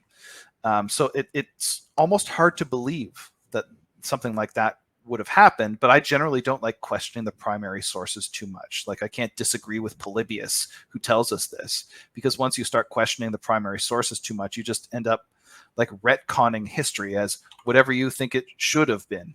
But it doesn't make sense, I guess is what I'm saying. It doesn't make sense given the familial and heroic cults that were part of the wider Greek culture, that this, quasi-polygamy would have been the case. I suspect most of this business is an innovation, and it wasn't present in Doric peoples until fairly late. You probably had the original Genos-based cults, that is like the clan-based cults that were ellipsed by a kind of proto-fascism. You could compare the the revolution that Sparta underwent sort of against this like cult, this clan-based system, with the way that the Italian fascists reacted to Cosa Nostra. So they became a militaristic society fairly quickly, tried to do away with all these intermediaries and clans and stuff like that. I think that's what was driving Sparta to like introduce these weird innovations. But so I guess what I'm saying here is that I think that this institution that was described as, institutional cuckery or whatever, is something that was brought in fairly late. I don't think it was with them from the beginning. So I'm going to ask another one of this patron's questions, because we've got lots of them. So the next question is, what do you think about the rise of MASC, MASC, like masculine fascism, I suppose? This is what he calls the phenomenon associated with Hamza Ahmed and other creators piggybacking off the likes of Andrew Tate and the modern Stoic movement. What do we think about this? While kind of being its own thing, much stronger into fatherhood. Some people seem to be saying that some sort of authoritarian consciousness is rising, reflected in more and more normal teenage boys posting things like Arno Brecker memes and such. How do you respond to this MASC thing, masculine fascism, I suppose? How should a focused approach and interface with it? I've never heard of this before. I think he's just talking in general about like the sort of like Andrew Tate phenomenon of like get bitches, get money and bitches kind of thing. Like, that, like, guys just like trying to be these like, mini authoritarians or whatever, like Stalins and whatever, like building their own sort of like manor buns, but like irreligious manor buns of just like hedonism and stuff. I think that's what he's talking about. I mean, I think some of those guys have some good things to say, but overall, I do think that they're a pretty subversive force that are pushing young men further away from where they need to be. Right? You're not going to fulfill. You're not going to have a fulfilling life if you just LARP as this. A lot of these guys are fucking snake oil salesmen. Like, let's talk about. I don't know. I don't want to get into I don't want to go into naming names and who's right and who's wrong and et cetera, et cetera. But again, we've done an episode on Andrew Tate, right? Yeah. A lot of the stuff we talk about. So sorry. No, you're good. I don't know. It's just there's a trend where every single one of these so-called masculine mentors, these gurus, push men away from fatherhood. It's just like fucking all of them. And the thing is that they make a lot of money from young men who don't spend their money on children and don't spend their money on wives and building houses and building households and stuff like that. They want young single men that have a lot of expendable income to pay for their overpriced books and their paywalls and nothing against paywalls and getting money. We got a paywall. I respect. You gotta make something, right? You can't. It's gotta be able to keep the lights on. And I'm not against anybody getting wealthy doing these things, but the bottom line is these guys, they make a lot of money from young men that don't have children. And I'm not saying that that's their whole scam or whatever, but it just seems like it's more liberalism, just wearing a different costume, pushing them into the same results, which is pursue something that is materialistic, pursue things that are not fulfilling, and unfortunately, it's like this whole thing that like Andrew Tate, for example. Whether you like Andrew Tate or not, he's a very capable, talented, intelligent guy. He's got it going on. He was adept at becoming who he is. He's a champion kickboxer. He's a very slick businessman. XYZ could say that he's a piece of shit. Maybe he is a piece of shit. But at the end of the day, there can only be one Andrew Tate. And what Andrew Tate is telling all these young men is that they all can be Andrew Tate or some lesser form of Andrew Tate, and they can't. So what he's doing, and not just him, I'm not going to name any other, but there's a couple guys that are a little bit closer to where our location is in the Necromunda that I believe push a similar message and have a beef with, we said that remember our video, the Trad LARP video? Yeah. We had guys calling us male moms and shit like that, saying that what we're pushing is people did not like that video. Well, guess what, jerk off? Come tell me, call me a male mom to my face, scumbag. Yeah. See what happens. But here's the deal: is that these supposed male moms are called the fucking paterfamilias, and every great civilization ever in history was built off of a hierarchy of family fathers. So anything that is anti-dad, I wipe my entire ass with, and I throw it in the trash, and I consider it snake oil. Yeah, which it is. Which it absolutely is. So this like Andrew Tate thing or whatever, let's just say the manosphere in general, and the, also what was mentioned in this, this question was the modern Stoic movement, which is something that's perhaps a little bit more positive. I have criticisms of Stoicism, but that's another story. I think what you're seeing here is a distorted and quasi-unhealthy version of the pendulum swinging back after a very long time of swinging in itself a very unhealthy direction. It's a reaction against poison, basically. Yeah. I really, what I'm trying to say here is what you're seeing is the pendulum swinging back towards vitalism. Vitalism is coming back. And that's undeniable, and it's good.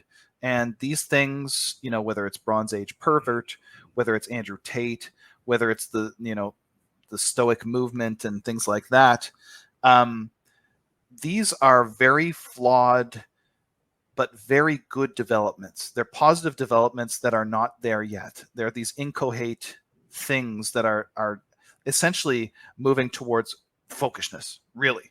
There was a couple of times recently, like people have forwarded, I've seen on some Telegram channels that Nick Fuentes answered a couple of questions on a couple of occasions that are something to the effect of, don't you think muscular Christianity is based? That's the question. And his answer was really interesting. It was basically like, no, I don't think it's based. Then the take is basically that if you need a vitalist religion, then it just means you as a people are like weak and cocked and whatever. Now, I don't think that's a serious answer, but my thoughts about the answer are not my point. Him just getting this question is evidence of a broader trend. Yeah. Even Christianity, the religion of turn the other cheek, love thy neighbor, the meek shall inherit the earth, and so on, even that is starting to try to harden the fuck up. And they're getting a ton of mileage out of the old table flipping scene. You get lots of Christian memes about that, right? Like, that's coming back. They're trying to do it too. But I think European man has basically been domesticated for like 1,000 years. If you look at the overall overarching trend, the large long-term trajectory, that's what you see. Domestication from the like high Middle Ages to now. And European man is really fucking sickly as a result of that. And he knows it, right? So vitalism is coming back. I just don't see how anybody can counter-signal or critique that and still pretend to be like a straight man. We need that shit. We need it. We need vitalism like we need fucking air, right? We're coming through the Spenglerian winter. We haven't been this mollified and weak since maybe late antiquity, maybe never, right? I don't know how you could look at the West today and think, but bro, we're like too masculine. We really need something to take the edge off. Like, Yeah. we need something a bit softer, something that makes us nicer, something that, expands the horizon of care a bit wider, that's more universalist. No, obviously, no. And so with this like flawed, but, good revitalization, revival of vitalism, as for how we interface with it, which was another part of the question, I say we lean into it. I say we own it. I say it's ours. It belongs to us as folkish heathens. There's an anecdote in Caesar's Gallic Wars where he describes like some Celtic tribe that decided to go a Viking, that, they decided to go a conquering. And just to be sure that nobody would like, chicken out and turn tail and run, they decided to burn their whole village to the ground. That's based. That is based. I like that energy. There's another anecdote in just quickly in his book where he describes how the Celts would like muster people to a battle, and they would basically say like, okay, last one in is a rotten egg. And by rotten egg, I mean that the last company to show up gets like killed and tortured, right? That's the kind of vitalist energy we need to recapture. That's the kind of vitalism that heathenry brings to the table. Vitalism belongs to us. And I just think we need to take what's ours. So Andrew Tate and all his imitators are just offering a tamer version of Nietzscheanism. And what Nietzsche was doing is he was just poetically exhorting this vital barbarism. And that's ours. That's our stock in trade. So yeah, that's my take on that. Okay. One more question from this patron, and then we'll move on to some other people's questions. Like I say, I should have probably been peppering his questions throughout the whole broadcast. So the question is very simple. What do you think of meditation? I think meditation is a wonderful practice. I think meditation is a necessary practice. I think that everybody should do it. Everybody should do their breathing techniques. Everybody should do that. I think it's good. I have nothing ill to say about meditation. Yeah, I think it's dope too. There was I still remember, I've told this story before, but I'll briefly tell it again. There was a moment in time where I discovered what meditation was. I discovered one kind of meditation by accident, actually, where like you're a kid, you just do silly stuff, right? And the only reason I remember this is because of the crazy effect that it had. As a kid, I just would like take a word and repeat it over and over and over again, like just say it out loud over and over again. And something weird would happen when I did that. And I remember on one occasion, I took the word turtle and I just said the word over and over again, turtle, turtle, turtle, for like 5 straight minutes or something like that. And after a while, you kind of forget, you kind of like lose the meaning of the word. It kind of just starts to be a sound like, galopside, whatever, like the coming out of your mouth. It doesn't mean anything. It's just kind of gibberish, even though you are still saying the word. Or maybe you're not. Like it doesn't mean anything. Maybe you're just, it's mutated or whatever. But I just kept saying it, and I kept saying it over and over and over and over again. And then at some stage, I had said it so many times that I actually couldn't say any other words. I couldn't say anything. I was just unable to speak for a while. And when I was in this like headspace, my brain didn't work the same way as it normally did. It was like all of my at least linguistic categories, which are very closely mapped onto your conceptual categories, were completely exploded. I was unable to really think in the same way that a normal person would think for a little while. It was about 5 minutes that I was just sort of sitting there in space, like unable to really conceptualize what was going on, unable to speak for a while. And then, eventually it came back and whatever. I went and played, Mortal Kombat 2 or something. I don't know what I did. But I just went off and did kid shit for the rest of the day. But basically what happened to me in this moment was I discovered what a mantra was. I discovered meditation by accident somehow. And I think that this is a totally valid way to enter into a state where you are susceptible and open to the divine experience. I actually think meditation's awesome. I don't practice it because I don't really find that I have a lot of difficulty entering into that space where I'm open to the divine experience. I feel the presence of the gods very heavy about me at all times, and I kind of always have. But for some people, they don't. For some people, it's hard for them to really feel it. It's hard for them to perform bloat or to perform, the rites to their ancestors and not feel like a bit of a doofus. You know what I mean? Some people, they just don't feel it the way that other people do. And I think if those people were to maybe practice meditation, it might help. I don't know. I've never done that, but it certainly initiated me into a headspace where all of that stuff would have been a lot more, made a lot more sense to me. So yeah, I think meditation's great. Okay. I'm skipping around here, so I'm kind of losing my place. You said there was kind of like a personal one that you skipped a while back. Yes. Okay. Let's talk about that. All right. I'm going to read this whole thing because it's, you guys will understand why. Greetings and thanks. I am a 32-year-old woman. In early December, the man with whom I believed I would share my life asked me to leave after nearly 8 years together. We were not married. I left as gracefully as I could manage. He claimed he wanted to become his best self and start anew. I am now single, childless, and mourning the loss of a future in which I have a family and a home where I may forever belong. It feels as if it is too late for me now, and I'm on the verge of breaking completely.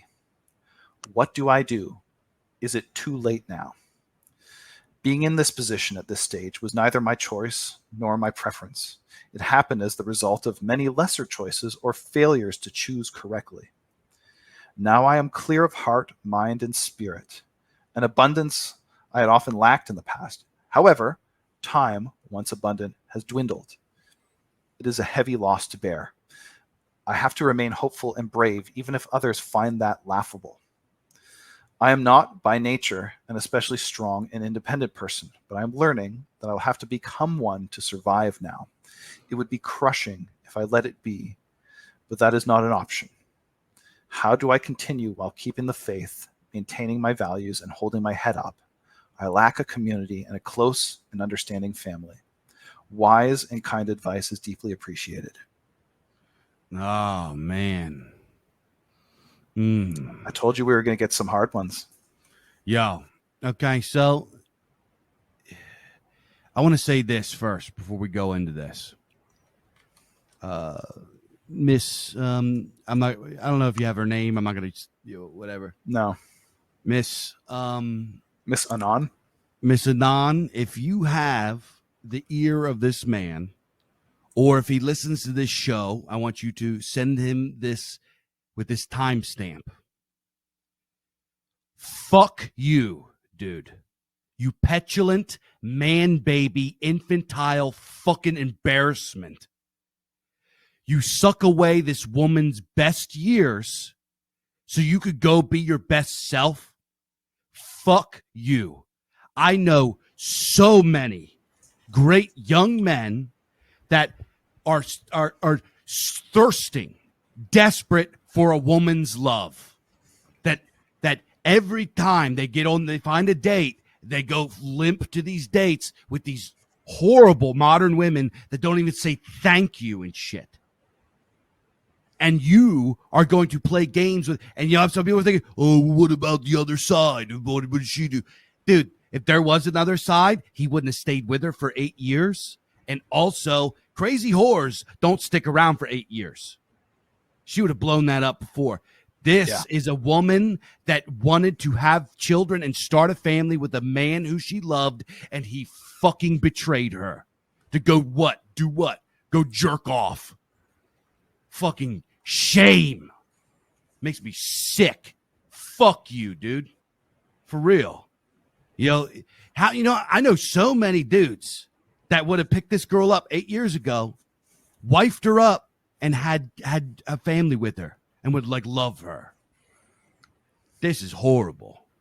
Now, that being said, we are where we are. You're 32. You're right. You are coming to the end of your childbearing years.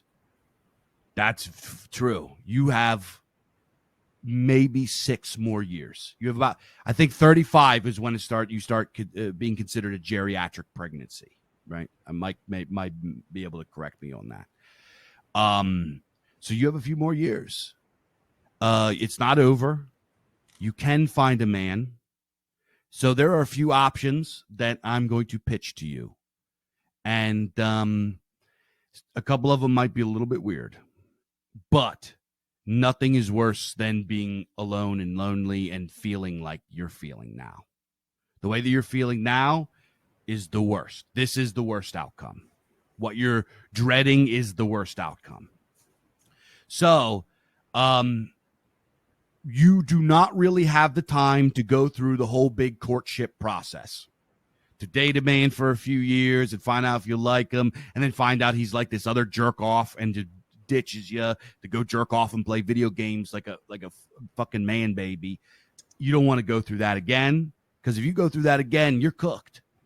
So any man that you go talk to now, you have to, this is going to be kind of scary and rolling the dice, but you have to tell him straight up, I am here to have children. I want to get married and have children right away. Right away. And what I would suggest is finding a man that you've known for a long time that you vibe with, that you have a connection with. Maybe an old childhood friend, maybe a friend of the family, et cetera, maybe a guy that you worked with for a long time that you're kind of like single and lonely or whatever, or find a nice single dad. When you get into the age bracket of 30 and up, you can find some nice 30-something-year-old single dads, right? Guys that picked wrong and married some or got with some dumb bitch and had a kid with her, and he pays child support. By all other circumstances, he's a nice guy. He's a good guy. He'll take good care of you. And let me tell you, a lot of these guys that have been, some of them have baggage and act stupid, but a lot of them, the bar for what you need to be as a partner is very low because they've been abused. So if all you got to just do is just be nice to them, and they'll be like head over heels for you.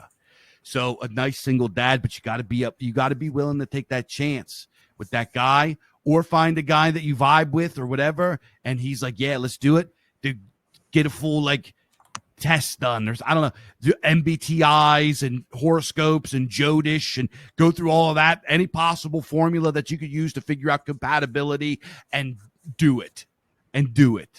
Because you don't got time to do courting anymore, right? Maybe a year, maybe 6 months or whatever. But outside of that, you can't wait 2, 3, 4 years to figure out this is another fucking man baby. And there's a whole lot of fucking man babies walking around, especially in your age bracket. Maybe a younger man, right? There's a lot of younger men out there that are, and that might sound a little weird. That might trigger some guys that are in our side of things. But you know what? There's a lot of guys that are in their 20s that are like throwing their hands up, right? They can't find any women in their age. So why not marry a guy that's 23, 24, 25 when you're 32? Who gives a fuck? As long as you end up happy, you end up with children. If you find a man now, maybe you got enough time that you could have 2, 3 kids. Maybe 4. If you a really healthy woman, I know very healthy women that had children in their 40s. Like obviously not you don't want to have your first child in your 40, and you don't want to have any children when you're 40. Honestly, that's like really, really pushing it. But who knows where it could end up? The weird suggestion that I have, and this is something that I've talked about and all this kind of stuff. And some of you guys in the chat aren't going to like this, but I'm just thinking pragmatically. We have a social problem that needs to be solved. There is an excess of women that are rapidly aging out of their fertility years that want to pair up with a man, and there are not enough available quality men in their age bracket that they can find. Maybe think about being like a sister wife to an already established family that you love and vibe with and everything like that. That sounds weird. That's polygamy. And a lot of the people in the chat might not fuck with it, but it being like a sister wife to like a family and this kind of stuff, it's kind of weird or whatever. It's better than being alone and not filling that void. Yeah, I actually think that a lot of that is very good advice. I wouldn't really countersignal any of it really. It's not too late. 32, that is pushing it. Of course it is.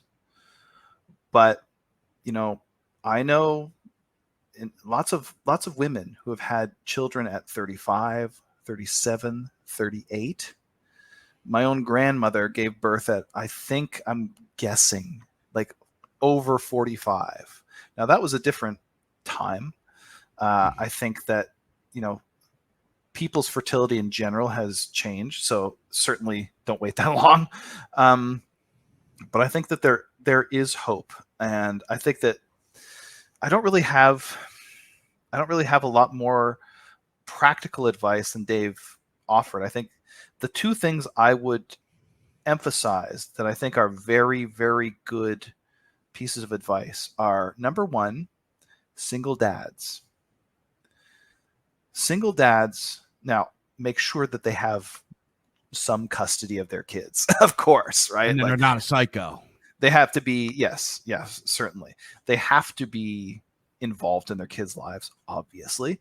But dads who have gone through that will be very, very happy to have you around, especially if you vibe with their kids, especially if you love their kids, or obviously it's you can't judge that right away, but if you are the kind of person who just would love to be involved with their children, that is like, striking gold for a single dad who's a real dad that like is involved in his kids' lives, loves them, wants to mend the gaping wound that is their broken family. You will be appreciated by that guy. I think the idea of approaching young guys, that's also good advice. It's going to be tougher, I think, because they're at a different point in their life. But of course, it's worth a shot, right? The other thing is that young guys have much, much more healthy sperm than older guys. Men's fertility starts to decline as well very early, in their like early 20s. The quality of their fertility and their reproductive abilities declines. They accumulate mutations, and this can cause difficulties with conceiving. It's especially nowadays, like you read all these articles about like declining sperm quality and fertility and motility and everything like that. It's like declining fertility is a problem for men as well as women, and I think that a young man you would have noticeably less trouble conceiving with a young man, because that's just how it works. That's just how nature works, and that's why you're more attracted to young men, probably, at least physically, anyway. But so that is an option. I think that those are good options. One thing I would suggest, because it was part of the question, she said, I lack a community and a close and understanding family. You can't really do a whole lot about your family that you were born into. I would say, if you can, try to cultivate a close relationship with your mother. That's going to be very important. If she can offer you support, that's going to be extremely valuable. Women and their mothers obviously they have a deep connection, but if that connection is flawed and if there's a problem there, it's really hard. really hard on women to lack that. So try very hard to mend that if you can. And whether you can or you can't, you need to find a community. Now, not in order to find a husband, because that's going to take too long. I think Dave's advice is pretty solid, and I wouldn't really add much to it. But you need to find a community because you're going to need support. Whether you have kids or not, you are going to need support. If you don't have children, you are going to need emotional support. You're going to need emotional support no matter what. But you can be a valuable member of the community in a maternal way without having your own children. Now, obviously, that is a huge disappointment. That's not what you want, but that is something that you can do in default of having children. And the other thing is, if you do end up having children, you are going to need a support network anyway. From somebody who has had children later in life than, a lot of people, not super late, but later than my parents, and they had me fairly late too. Mm-hmm. If you are a couple, just two people, and you have one child or two children, or let's hope that you have more, but if you have kids later in life, you don't have the energy to go it alone. You need help. You need a support network. You need a sisterhood.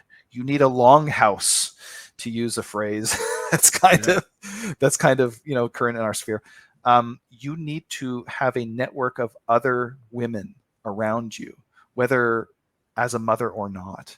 You need to have that support, and especially as a mother, because when you have your child, when you have your first child and second child or whatever, it's hard to describe the the kind of exhaustion that you feel, especially as an older parent with no help. It's you day in, day out. That baby needs you. You don't get a day off. You don't get your husband will help, but he's going to be fucking tired too, especially if he's a good man and he does help. You're both going to be tired. You're going to need that support network. So you need to get busy in general. Busy trying to find somebody, but also busy trying to find your sisterhood and your community. So there's a lot of socialization, I think, in your future, Miss Anon.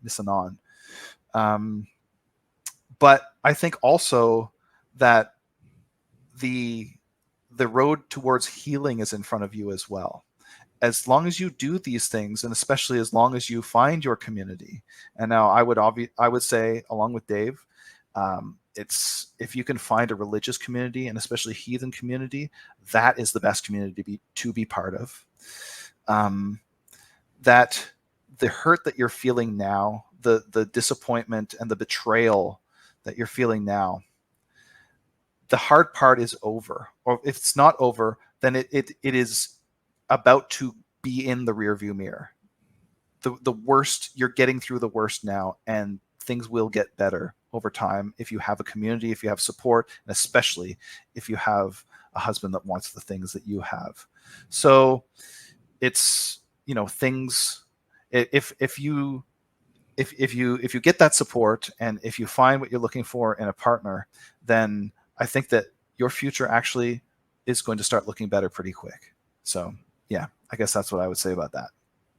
Also, you mentioned about the going to like heathen gatherings to look for, like, not necessarily look for. There's going to be so many young guys at heathen gatherings that you can talk to. It is a meat market. It's just you are going to walk into a meat market. If you're like a single lady and you're looking for a good young man, dog, give me a shout. I know like 10 off the top of my head. Give me, for real.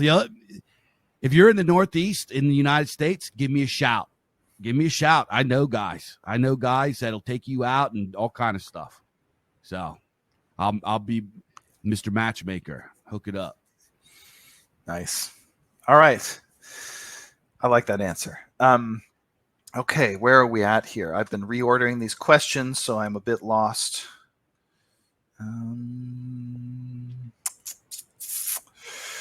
let's do another one from our big dog patron guy. Would you rather go 50 years into the past or 50 years into the future? Explain your choice, what you would do to prepare, and what you'd like to do on your time voyage. This isn't about metaphysics. It's just a fun thought experiment. No, man. Do I got to go 50 years? Wait, how long? He said 50 years. So 50 years in the past would be 1973.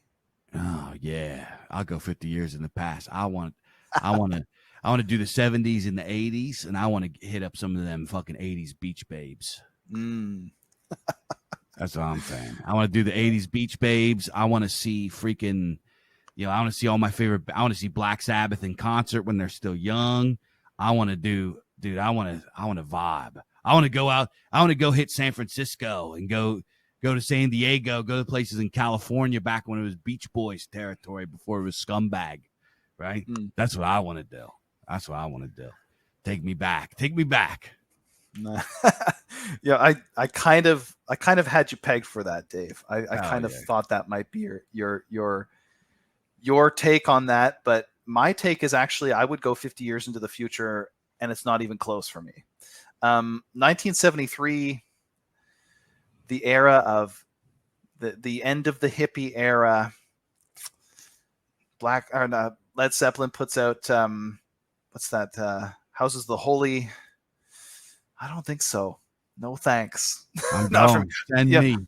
I know that like some good shit is coming in about 10 years or 15 years or something like that from that time. But I would go 50 years in the future for sure, because you know what? We're going to fucking win. We are going to win. 50 years into the past means you got to live through some dark times. Things are getting pretty dark over that period of time. Now it is a golden age of, cinema and music and stuff like that. But my God, do you want to really live through the Reagan years?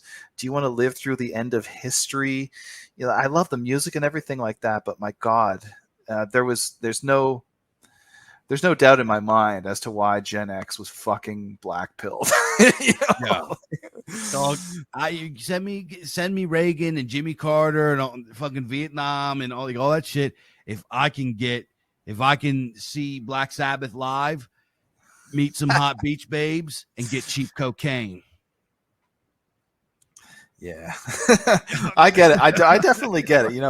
I would love to go back and see like King Crimson in their prime.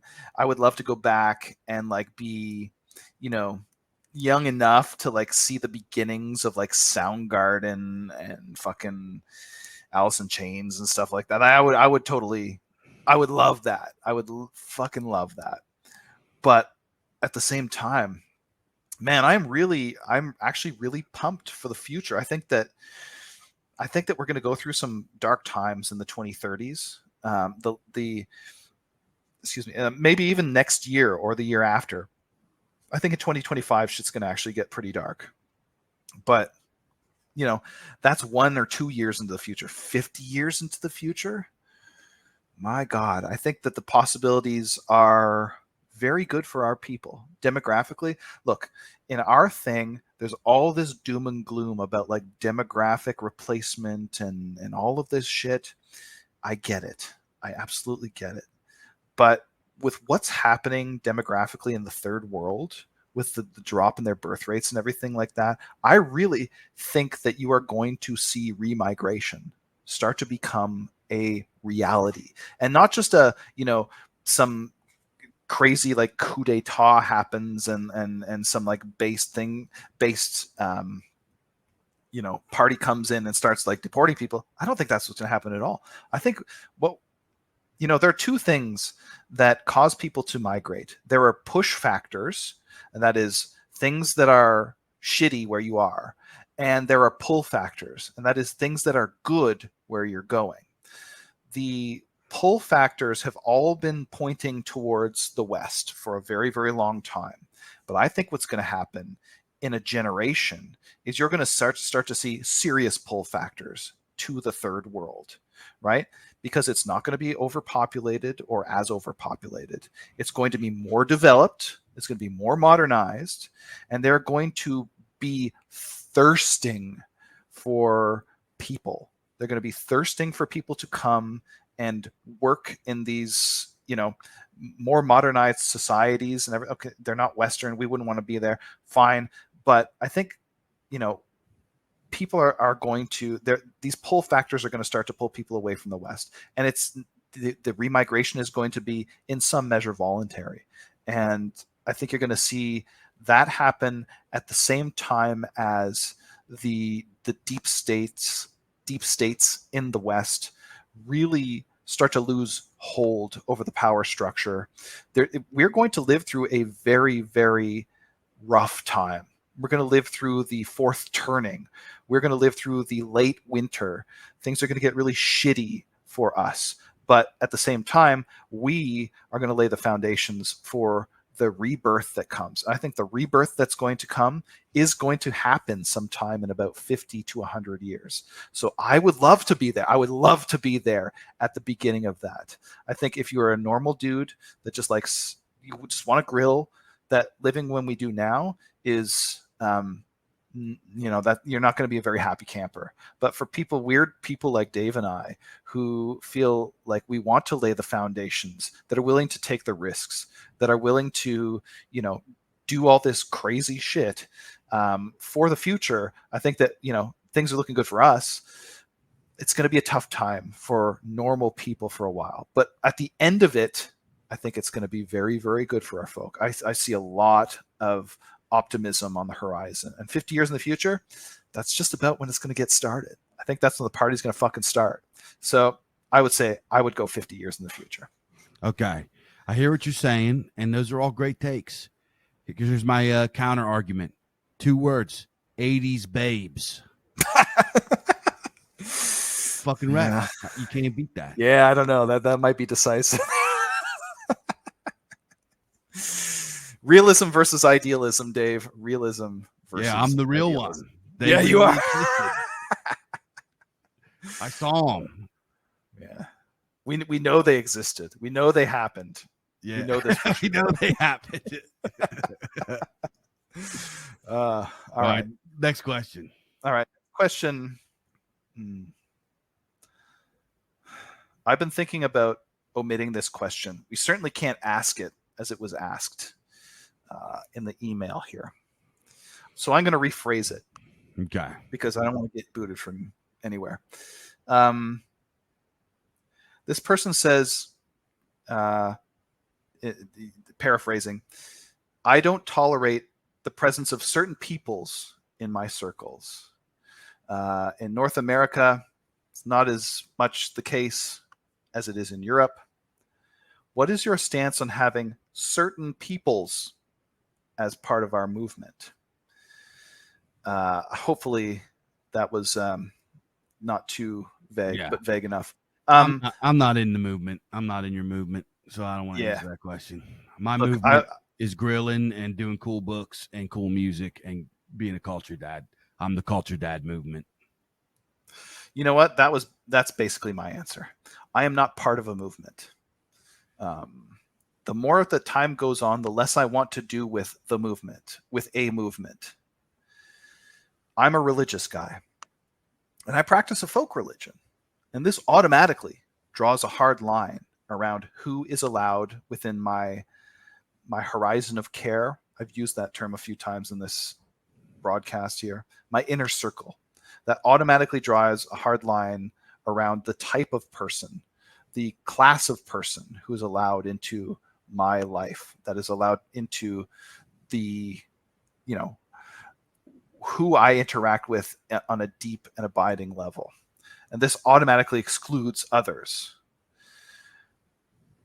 There is nothing special about any particular class of person that makes them more of a threat than others.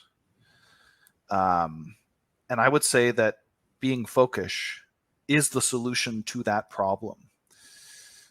But I don't want to be part of a political movement, and I'm not really part of a political movement. When I started Imperium, I did not start it for political reasons. I started it because I wanted to republish books that have been part of our folks' culture and history and spirituality forever, that have just being shit on by all of the mainstream publishers. It is astonishing to me still. I've been at this for years now. I am still, day after day, my jaw hits the floor with how absolutely negligent these universities and these institutions, academia, has been with teaching these books, teaching the lessons of the past, teaching history. I cannot believe how idiotic these people are. They have completely dropped the ball. And I'm just talking about culture now. I'm not talking about politics. I'm just talking about, Shakespeare, the Iliad, Dante, Herman Melville, all these huge, the greatest geniuses that have ever lived. They've decided to exclude them. Can you imagine such a thing? What an utterly moronic thing to do. And it's fallen to little old me to revive that. It's almost like I'm in a dream. It's so surreal and bizarre that nobody else has done what I'm doing before me. That is my motivation. That is my movement. And I'm not really interested in politics per se. I think what we are doing is going to influence politics. I think politics is going to come to us, building our folkish movement, shall you say, our focused religious movement. I think that we are the future. So all this other stuff is just trivia. It's just trivia.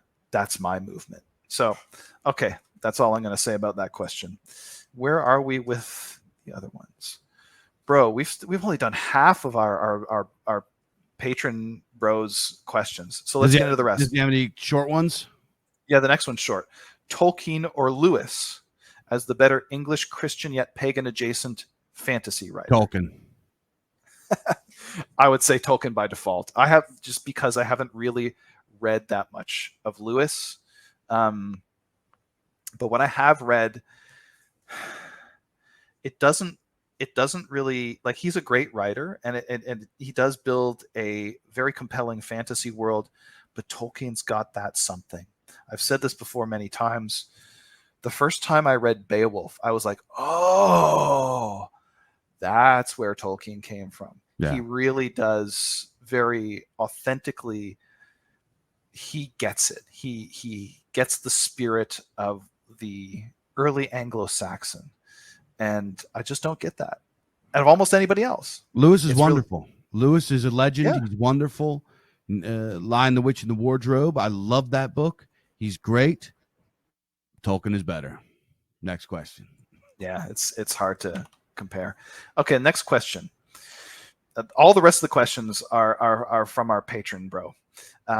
What do you make of all the anti-Christian satanic / devil imagery and the stories to do with the devil, which emanate out from the music entertainment industry? This is a long question, so I've had to cut some out of it.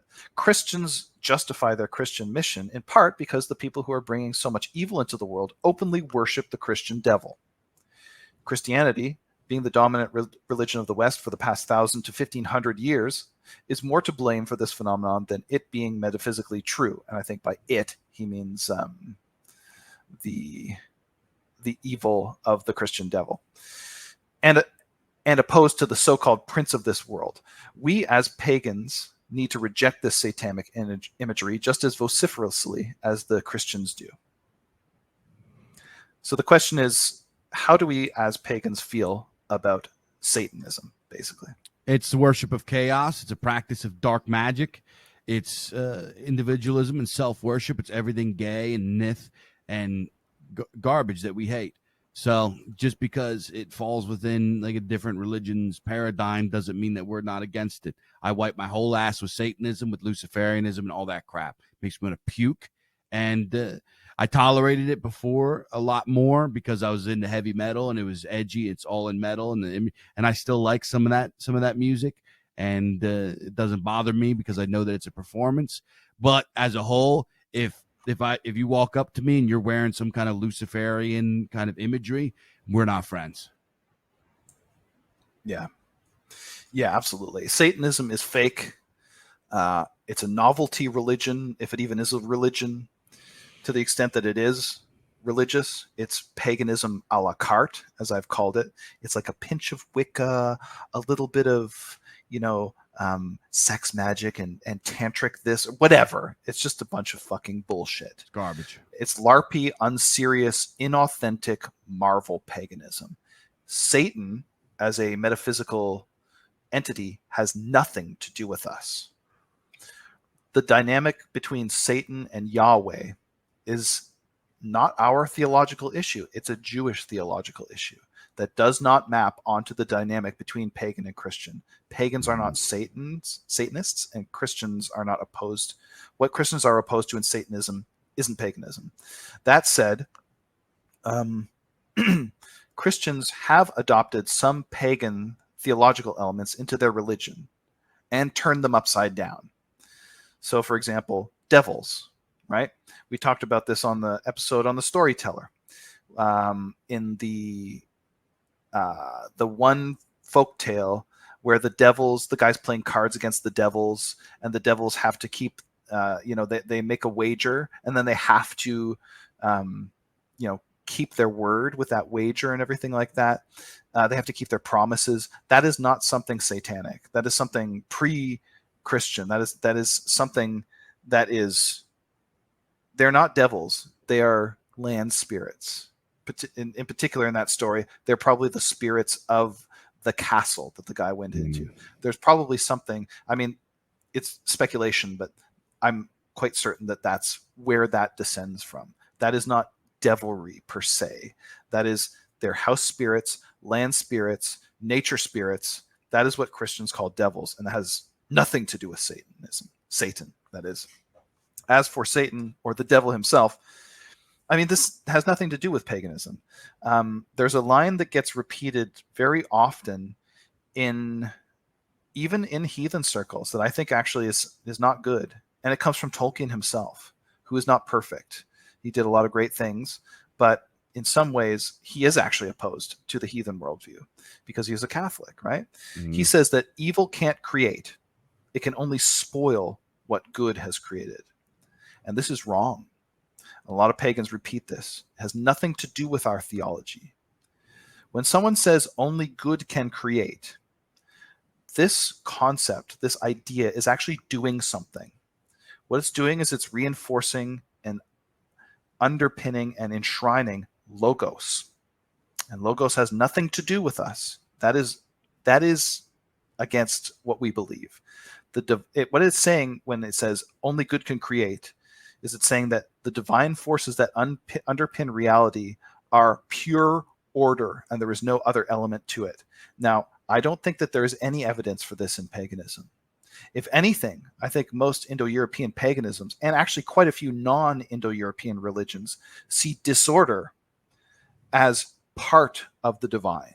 Now, it's not something to be worshipped. It's not something that is the whole of the divine. Certainly not. But it is part of it. Out of the body of Ymir, the giant, everything was created. The world was created. And the giant is not a force of order, right? You could also see this in certain Egyptian theologies as well. This is a can of worms. It is a can of worms. Whatever. I'm just throwing it out there as some way in which the idea of the devil as the negation of order is not quite a pagan thing. There is no devil as the divine antagonist in traditional archaic Indo-European theologies. The first time that you see this is in Zoroastrianism, and Zoroastrianism is an innovation and a heresy. The devil as the inversion of order, the pure inversion of order, is axiality, is the axial age. That is an innovation that comes in, and it has nothing to do with the original, bottom layer of Indo-European theologies, especially their They're theogonies. They're creation myths. He asked a theological question, so we got to go there, right? So but I guess what I'm saying is we should reject Satan as having nothing to do with us. In a very important sense, we should not reject those authentic heathen aesthetic elements in things like black metal, in things like, metal in general, heavy metal, and the Romantic movement and the Renaissance and things like that. We should not reject those authentic heathen aesthetic elements that Christians don't like. That doesn't mean that we should embrace Satanism, certainly not.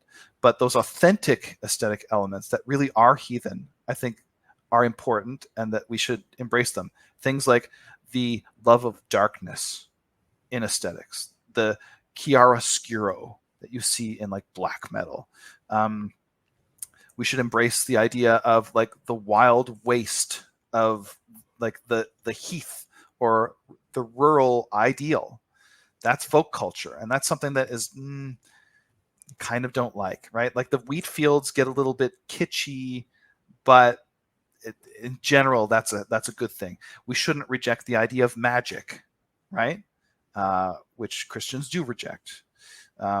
Magic is rife in high fantasy. That's not a bad thing. It's not satanic either, because Satanism is really not a thing for us. It doesn't have anything to do with us. So I don't know. Hopefully that wasn't too unclear. But let's move on to the next question. This is a long one, and I already had to cut it down. It's a two-part question, so I've split it up into two parts.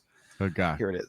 What do you make of the proposition that if it weren't for the coming of Islam, the Middle East, that is Egypt, Fertile Crescent, and Persia especially, would it be seen as part of the same broad cultural space as Europe? What do you make of the idea that if it weren't for Islam, the Middle East would be part of Europe culturally?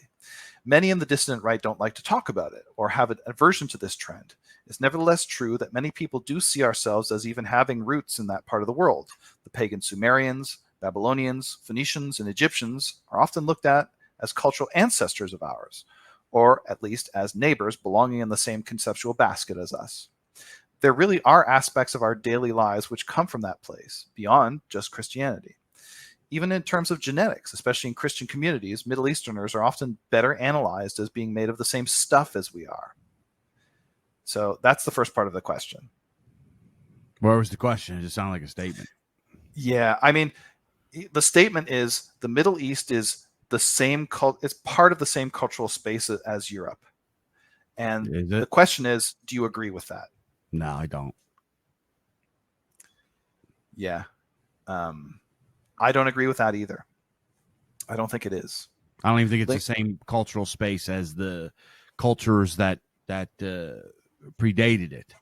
The Semitic cultures like Egypt and freaking, the Cushites and Mesopotamians and so on and so forth. They're not the same people as the Arabs that brought Islam. They're completely different peoples, had completely different cultures, completely different everything. It's like and those people weren't part of the same cultural space as us. You know what I mean? They were a uniquely different people. A lot of guys fall into these like we was-isms where they think like the Egyptians were these ancient Hyperboreans and like the only people capable of civilization are European type people. Dog, some of these civilizations existed like before as we understand Europeans existed. You know what I mean? Like Europeans weren't even really a thing when some of these things were built.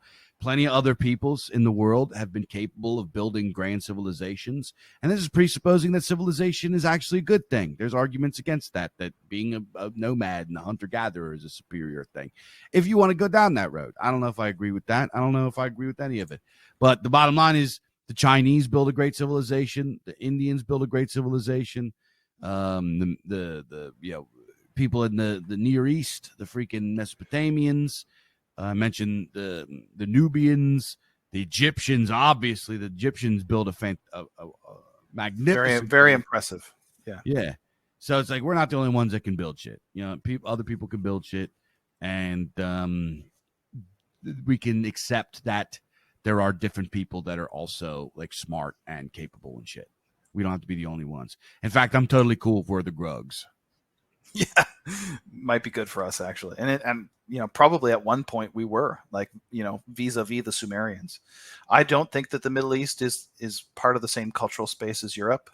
The first clue is that linguistically we're not related to them. The last comment, and this shit changes all the time because academics and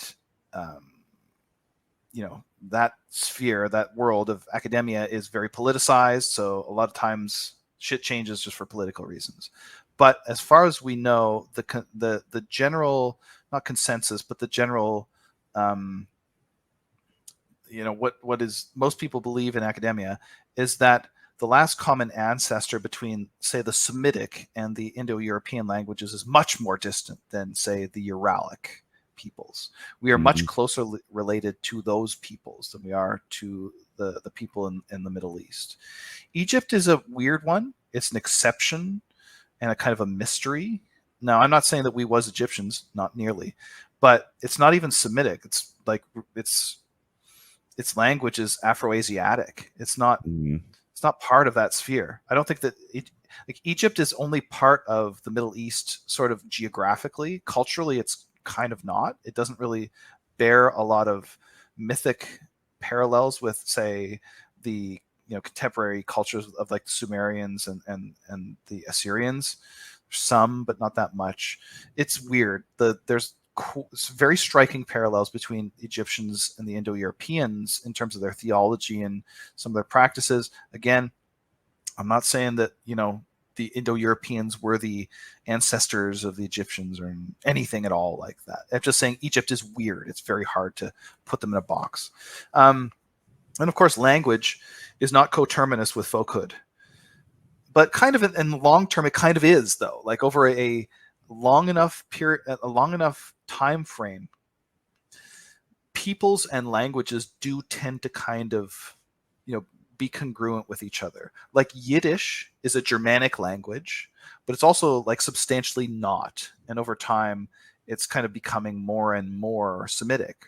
Like Nigerian Pidgin is like based on English, but it's also very much not based on English. And over time, it's becoming more Nigerian. Now, it's true, and to give some credence to this idea, it's true that there has been some mythic borrowing in Greece, but I think it's less than is like often supposed by people like Martin West. Even Hesiod's Theogony, which is often cited as Eastern, shows very, very interesting parallels with the Norse creation myth, and even with, again, the Hermopolitan Egyptian creation myth. But, if anything, I think that we have inherited less culture from the Middle East than we have inherited material and technical achievements. Not so much in the terms of like myths and like practices and things, folkways and things like that, but we have inherited agriculture from Sumer. We've inherited metallurgy from them, the chariot. We've inherited the plow. We've inherited counting and mathematics. Those all came from Sumer. We got the wheel from Assyria. We got astrology from Babylon. We got writing from Phoenicia. We got like algebra from the Arabs. We got chemistry from the Arabs. We've inherited a lot more technical stuff from them than we have cultural stuff. And in fact, I would say, given the proximity of these civilizations, apart from Christianity, it's astonishing that there hasn't been more influence, right? The cultural spheres have actually remained fairly distinct. If you compare the cultural influence of the Middle East on us to the influence of people like the Turks or the Xiongnu or the Mongols and the Uyghurs on the Chinese, there's actually much more mutual influence over there. Now, Christianity is obviously the huge exception. So if that's what we're talking about with this question, if we mean, are we culturally part of the Middle East because of our, the West's religion for the last 1,500 years? I mean, obviously the answer is yes. I would absolutely concede the influence there. We we form a continuum with the Middle East if we're talking about Christianity. But Christianity, even itself, has been substantially Europeanized. And at the same time, Europe has substantially been Easternized by Christianity. Like there's, ex oriente lux, light out of the East. This whole idea tends to get internalized over time and to make us really xenophilic. And ultimately, I think this is the real influence of the Middle East on us. So, yeah, I know some disconnected thoughts on that, but ultimately, I like hummus. Hummus is pretty good. Oh, me too. I've got a banging hummus recipe. So I gotta send that your way, Dave. All right. Yeah. So last question here from our patron, and it's actually piggybacking on the last one. Please comment on what you believe the place of works like the Epic of Gilgamesh, the Enuma Elish, the Baal cycle, the Egyptian myths are in the Western canon. Some of these are considered beyond any doubt to have contributed in major ways to the works of Homer, for example, Homer being at the bedrock of the canon. So, to paraphrase, the myths and stories of the Middle East, like pre-Christian and pre-Jewish myths, how do those fit into the Western canon? You asking me? Yeah. Dave, you give your thoughts on that first. You're killing me with these galaxy brain questions here. Throw me another one about going back in time. Yeah. Dave, would you go back to Sumer and be the bard recounting the Epic of Gilgamesh, or would you go 5,000 years into the future? That's the question. I would probably go 5,000 years into the future because there's electric guitars. I don't want to go somewhere before electric guitars. I'm like running out of steam here. I'm like starting to get a little loopy. But no, the Epic of Gilgamesh, that's not the West, so we can't consider that to be the Western canon. I mean, did it possibly inform Homer? Of course. I mean, a lot of people agree that it did. I'm not really the guy to answer that question because I don't know what the fuck I'm talking about with it. I'll be honest. All right. With you. Look, the Epic of Gilgamesh, the Enuma Elish, the Baal myths, the Egyptian myths. Fuck, I love the Egyptian mythic cycle, the Osirian cycle. Cool. That is some striking, dope shit. Is it part of the Western canon? Not really. If the canon is just a geographical phenomenon, and if we're talking about things that are sort of like, were made within this particular, real estate, then maybe, arguably. But I think what the canon is more fundamentally is it's a kind of sphere of influence. What has influenced, the writing of Homer, Shakespeare, all these, these big dogs of like literary and cultural creation. If it's judging in terms of influence, these are really only recently influential. Egyptian hieroglyphs were only deciphered in the 19th century. Mm-hmm. Most of the Egyptian myths are known to us today only through translations that are like 150 years old at most. Gilgamesh was first translated in the 1870s. Enuma Elish might be an exception here because it's almost certainly influenced the Torah. This is the Babylonian creation myth, or Sumerian, where you get a flood myth. Okay, I'll give you that one. It's very close. That particular mytheme is very close to a Greek myth of Deucalion. It's very close to the flood myth in Genesis. That's probably quite influential. I don't see any influence of any of these on Homer whatsoever, to be honest. I don't know what what that's referring to. I don't think Homer was influenced by any of these, really. Epic of Gilgamesh, I mean, there are parallels, but I just don't think that the cultural transmission, the mechanism of cultural transition was not there. I just don't see that.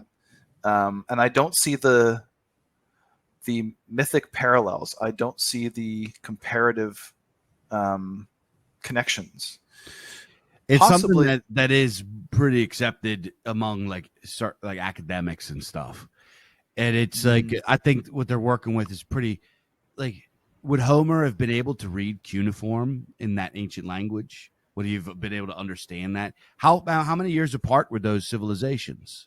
like Homer, 3,000 or yeah. 2,000. It was How, huge. There was like a huge like gap in time. Now yeah. we don't really have any. There are no real echoes that I'm aware of, and I don't think that there are any real echoes of the Epic of Gilgamesh coming down through history that are really discernible. That we can even see. I don't think that we can see much of that in like the Hittites, for example, which was a Indo-European civilization, much closer to that time frame than Homer. Um, I don't think we see a lot of that. Now, this is not to say that it wasn't influential within its cultural sphere, within that within Mesopotamia itself, but I just don't think that it. I think that the influence or the parallels between Homer and the Epic of Gilgamesh are very much overstated by academics, and I think that this is part of a. I hate to say this because it seems like a cop out, but I don't think it is. I think that it's very politically motivated to see this and just to be like, look, Homer is just the same as these like ancient Sumerian epics. It's Ricardo Duchesne in the introduction to our Iliad argues that the Epic of Gilgamesh doesn't even qualify as an epic, that it's a different genre altogether. Mm-hmm. Now, I think it's awesome. I love it. I was enthralled when I first read the Epic of Gilgamesh. But I just don't see a lot of influence on Homer. Now, there are some parallels, I guess you could give. Like, it has a very much this worldly sort of view of the afterlife. I mean, of course, Gilgamesh is seeking immortality, and so is Achilles. But it's like that's as far as the parallels go. Usually, when you're looking for influence, you're looking for something a lot more specific than that. That's kind of like, it's a theme, and themes don't generally get transmitted as like influences. Like you can see some very clear parallels between Homer and like the Mahabharata, say for example, that are coming from a very, very deep place. And I think that Homer is actually much older than we suppose. But that's another can of worms. I would say if possibly there was some influence of these cultures, especially Egypt, on Plato, but even that tends to be very dubious. Anybody familiar with the Egyptian mythic cycles are going to be very hard pressed to find any mythic parallels in Plato. Now there is some stuff like in what is it, Phaedrus, the Phaedrus dialogue. He gives like an Egyptian myth, but it's not in any of the Egyptian primary sources that we have. It's just something that's in Plato, right? And if Plato hadn't mentioned going to Egypt to be educated, or Pythagoras going to Egypt to be educated, then the influence would never have even occurred to us, because their theological paradigm is just so different from the Greeks. I think the Greeks inherited architecture from them and some other things, but not much in the way of myth until later. Later, you get these weird sort of like cults of Isis and Osiris and things like that, but not in the like old Greek myth. I think if anything, the most influence of Egypt and the Middle East has probably been on folklore. You do see some borrowing of the folk tales on the edges of folk traditions in terms of like their tale types and things like that. There's some very clear borrowing going on in folklore, but not the myths, not so much of that. But in general, these Near Eastern works that were cited in the question, at least in terms of their influence, are sort of like more on a par, influence on the Western canon, are sort of more like on a par with the influence of Moby Dick or James Joyce, because they're new, because we have only discovered them and integrated them into the Western canon recently. They're not anywhere near on the level of being influential on a Homer, a Shakespeare, or a Dante, or a Milton, or something like that. They're influential from like 1850 onwards, but is that part of the canon? I don't think so. Personally, no. I don't think they belong there. The Bhagavad Gita has been about as influential as these. Nobody puts that in the Western canon. Buddhism has been about as influential as them, and probably more. Nobody puts that in the Western canon. So, yeah, I don't think they belong. Yeah. So, yeah, that's all she wrote, bro. That is all the questions that we have. Well, I got a few over on my end if you want to knock them out real quick. Yeah, let's do it. All right, so I'm going to start with the easy ones because we just went through some big brain ones, and then I got a couple personal ones here. So, Dave and Mike, what do you think are each other's worst takes?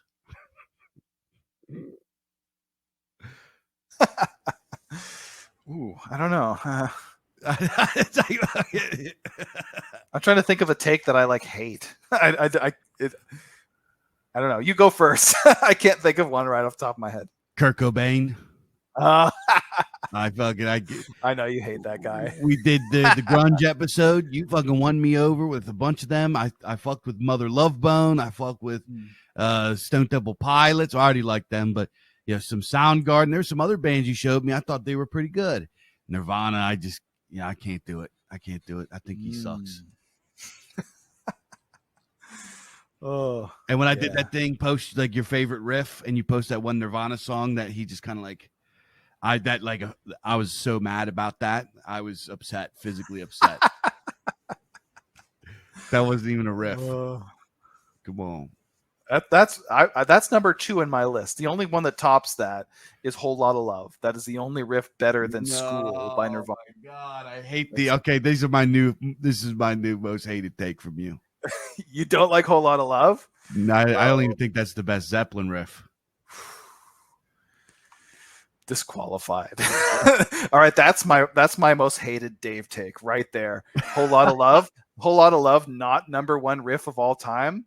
I just can't fuck with that, bro. Fucking podcast canceled. This is the last episode. I'm sorry. Yeah. You think that's like better than like Immigrant Song or Black Dog or something like that? Black Dog's not even up there. Immigrant Song, no. I think that's dope. I think that's fucking dope. Go on. Black Dog's too complicated. Fucking you get 4 notes. I'll give you 4 fucking notes.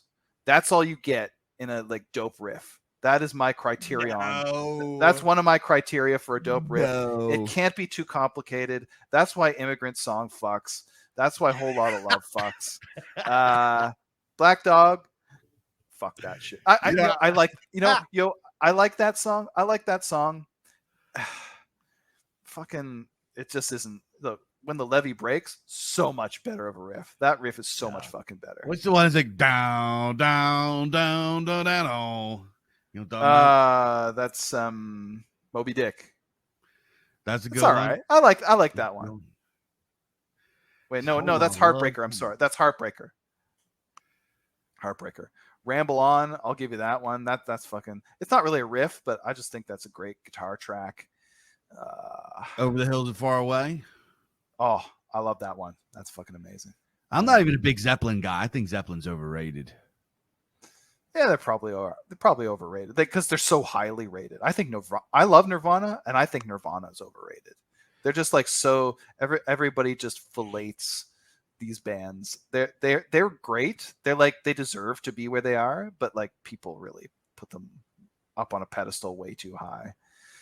But yeah, fucking Whole Lotta Love. No, that's just the best riff of all time. I'm sorry. No, man, you're killing me. You're saying that's like better than freaking like Into the Void or freaking Fairies Wear Boots. That's a good one. Yeah.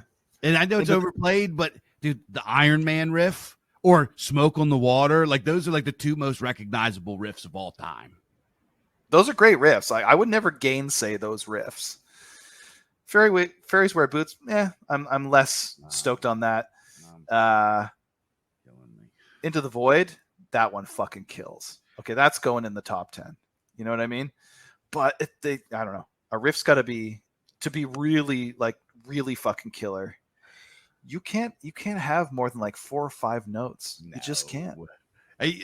I'm both. I think you can have dope simple riffs and you can have dope complicated riffs. And either way is good as long as it's just good. Good is good. Too many twiddles and diddles. I just can't get down with the twiddles and diddles. Nah. It's not my thing. Yeah, then if we're talking greatest, dude, what about ZZ Top, Cheap Sunglasses? Come on, bub. Oh, yeah.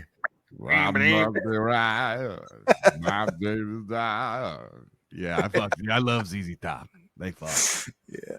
All right. There's another guitar question in here. So This is an episode. We could do an episode on best riffs of all time. In fact, we should probably write that down. Write that down. All right. Let's do that. Okay, so we're gonna do a personal one here. I'm gonna save the big one for the end. It says, "Dads of culture, I require thy wisdom." It says, "I'm 24 and I'm 24. I'm dating an awesome girl from work. We go out on dates and have a great time, but for some reason, it's not going to the next level. I don't know what I'm doing wrong." It's not enough information, bud. Yeah, I was gonna say need more information. Going to the next level. What's that mean? What's the next level? You know, what's the next level? What does dates mean? Like, where are you guys at? How long you been messing around? Like, that's not enough. You gotta give me a little more meat on that bone, bub. Table that one. This is to the guy who asked it. Table that one for the next AMA, but you got to sketch out the backstory a little more. Yeah. All right. So I'll riff on it. Let's say you mean the next level, like you guys are vibing, but it's not going beyond that. Like you're enjoying each other's company. You're not going beyond that. Yeah, I've heard that before. So, guys, there is a complaint against modern men from young women that you guys, and I don't want to. I'm trying not to say this in a jerk way. That you guys are too sheepish. I've heard that many, many times. That young men are sheepish. Like you go to the movie theater and you don't make moves. You wait forever to make moves. You don't do it. Dude, she wants you to touch her. She wants you to put hands on her. She wants you to take it to the next level. She wants you to do. That's your job, bro. That's your job. And let me tell you something. Dude, if she's going out with you a bunch of times, she's not some crazy feminist that's going to call the police if you try to give her a smooch, right? In fact, that means that she wants you to take it. This is what I would do, and this is what I've done. You know, say you go to the movies, dog. Try to get up that skirt, dude. Women. What turns women on is the fact that they turn you on. They like to feel desired, right? They want to know that you're attracted to them. They want to feel beautiful. They want to feel attractive. They want to feel your affection.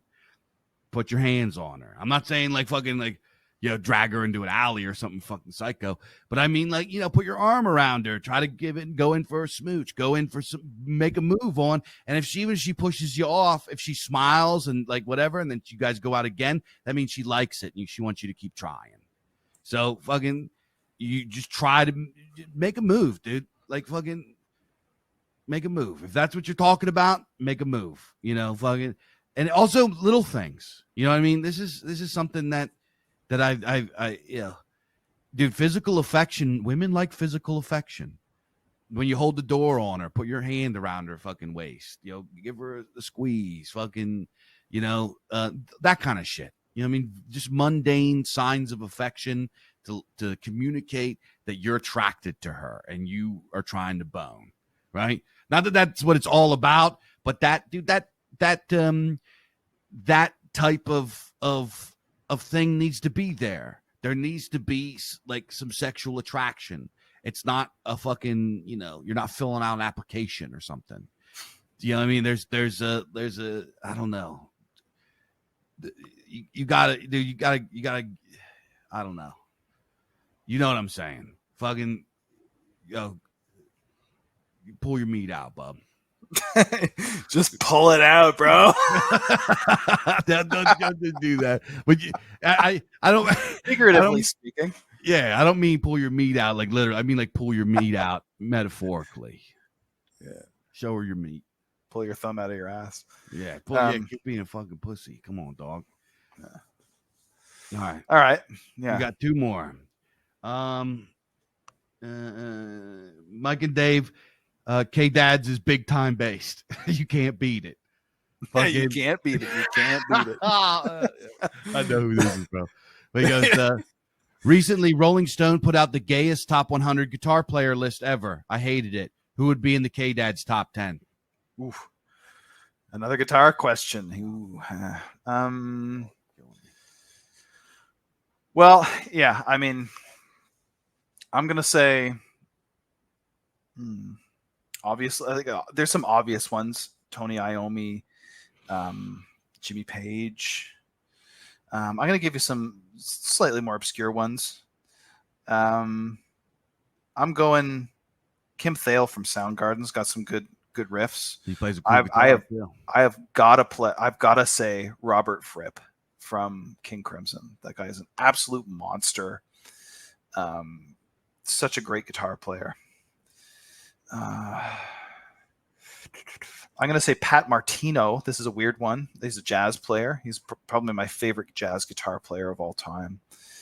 What are some others? I'm reaching back into the vault here. I'm gonna have to like look around at like my CD collection or whatever.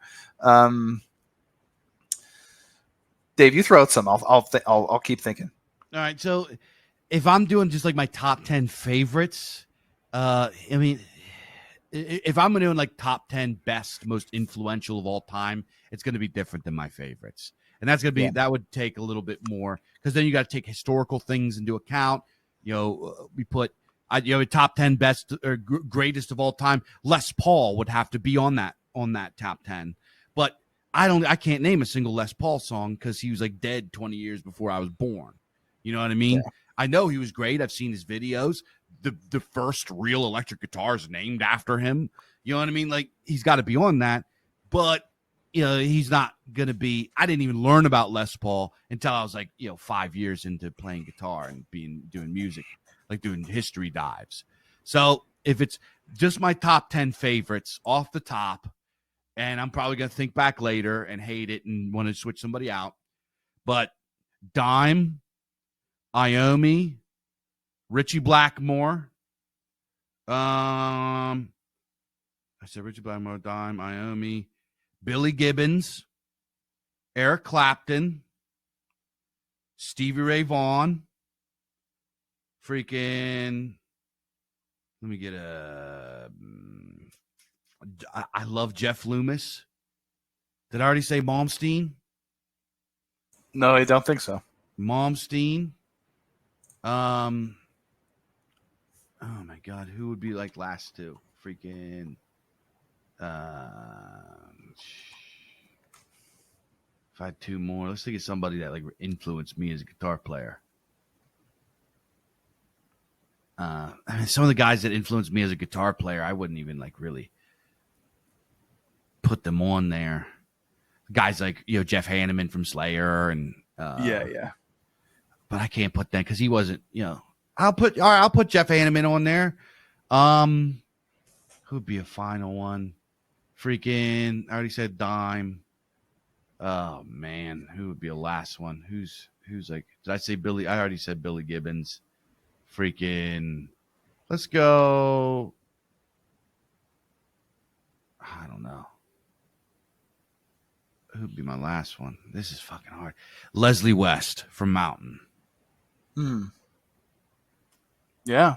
I can't really fault you for any of those. I mean, I'm not a huge fan of like some of them, but like they're all super impressive and influential.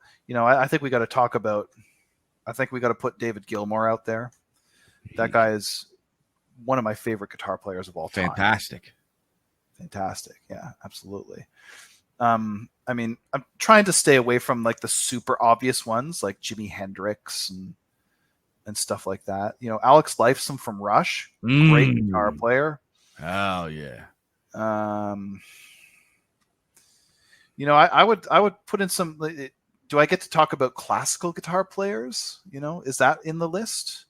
Because you've got to talk about Julian Bream. You've got to talk about Andres Segovia, but he's very influential.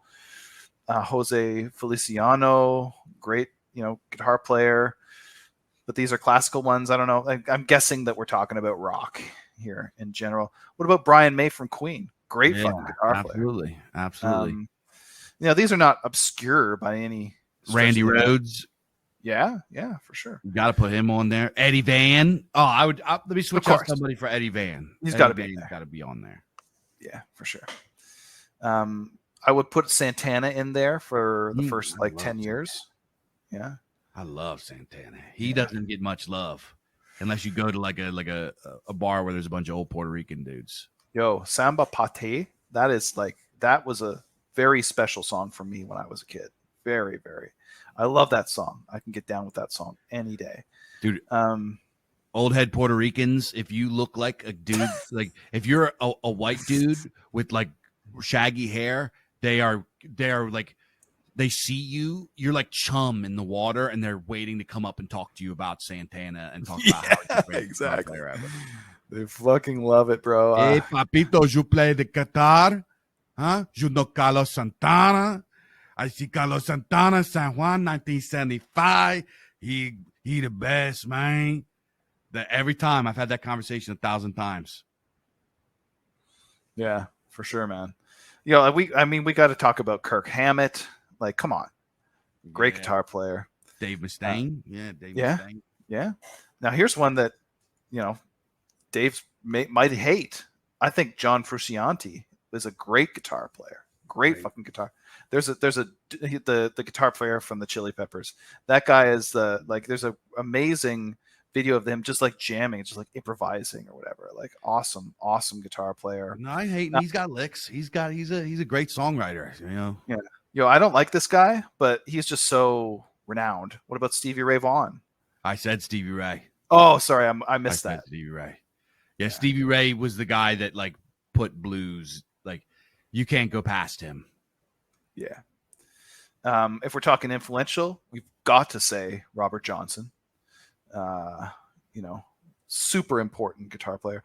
Leadbelly, there's one. There's another guy. Like Muddy Waters. Leadbelly's like if you watch him play Pick a Bale of Cotton, there's a great video of him. It's like a video of the guy from like the 40s playing that song, and it's like his technique is just outrageous. It's just off the charts. So good. Yeah, I don't know. We could go on and on and on. I probably have like named at least 10 now. Oh yeah, there's so many. Leadbelly is that's the one I would say. Look, if you are a guitar guy and you've never heard this guy play, such a great fingerstyle guitar player, just unbelievably good. So. Who's the other guy? Fingerstyle, but he played electric, played a Strat. Lindsey Buckingham? No, everybody names him all the time. I can't believe. Mark Knopfler? No, that's Knopfler's from Dire Straits, right? Yeah. No, he's great too. No, what the fuck's his name? Oh my god, he's slipping my mind. He's like one of like in like every top 3, every top 5. Freaking not Eric Johnson. Is he a blues guy? He's sort of a blues guy. He's kind of like an offbeat blues guy. Jeff Beck. Yeah. Jeff Beck always gets named. Yeah, for sure. Yeah, cool. Oh my god, yeah, you guys got to chill with the guitar questions. Like, you throw it's like something easier, like top bass players or something. I'll be able to name that better because I'm not a bass player. Well, Mike might have trouble because he's a fucking bass player. Mike's an everything player. But okay, so okay, I got one more, and then we're closing it out. This one's kind of messed up. So this is a personal one. It says, "Dear Dave and Mike, I love KDADS and how you two bring a perspective from a fatherly point of view. It's very refreshing." It says, "I'm 7 months pregnant with my first child, and my fiance and I are preparing to purchase our first house. A few months ago, my fiance went to his went with his work friends for a going away. I'm sorry, I'm having trouble reading my screen because it's far away. Going away party for a coworker. He got so drunk that he had to get dropped off and spend half the night. He spent half the night in the toilet. This was very unusual for him because he doesn't really drink. Well, I recently found out that he cheated on me that night with a girl from his work. I confronted him about it, and he immediately fessed up, but he still tried to hide it. He's been trying everything to make it up to me, but I'm so hurt. I can't believe he did that after we've been together for years. I love him so much and want to marry him, but I don't know what to do. He's not a cheater, and he's been so good to me. My girlfriends all tell me I need to leave him, but it's more complicated than that. Our baby will be here soon, and I don't know what to do. I'm sorry for the big question, and it's okay if you don't want to answer it.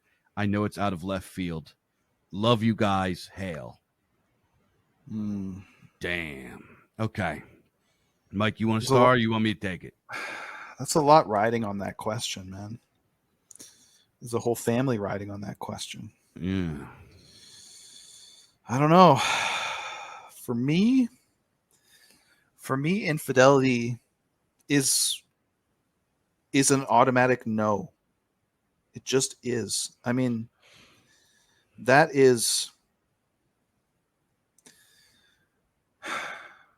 put it this way. I try to take my folkish religion and folkways very seriously. In many of the Indo-European branches, that transgression would have, if it was done by the wife to the husband, it would have given the husband cause to put his wife to death. Now, I'm not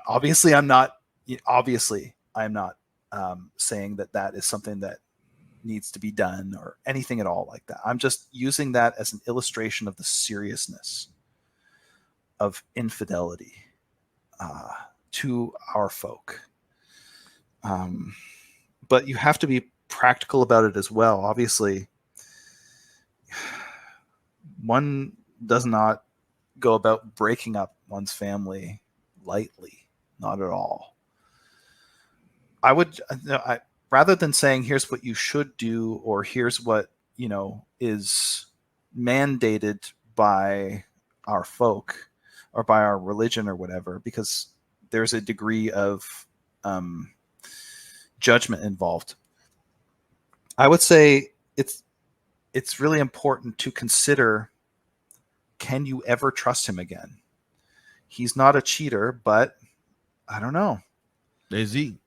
People generally don't do those things by accident. It's usually not something that just is like, I'm not saying that he's like out there looking all the time or whatever, but that is, for me, that I could never trust that person again. I could never trust him. That is a very hard no for me. And it's, a lot of it comes down to faith, but also just it's hard. It's really hard for me to say, it's hard for me to tell you, go do this, right?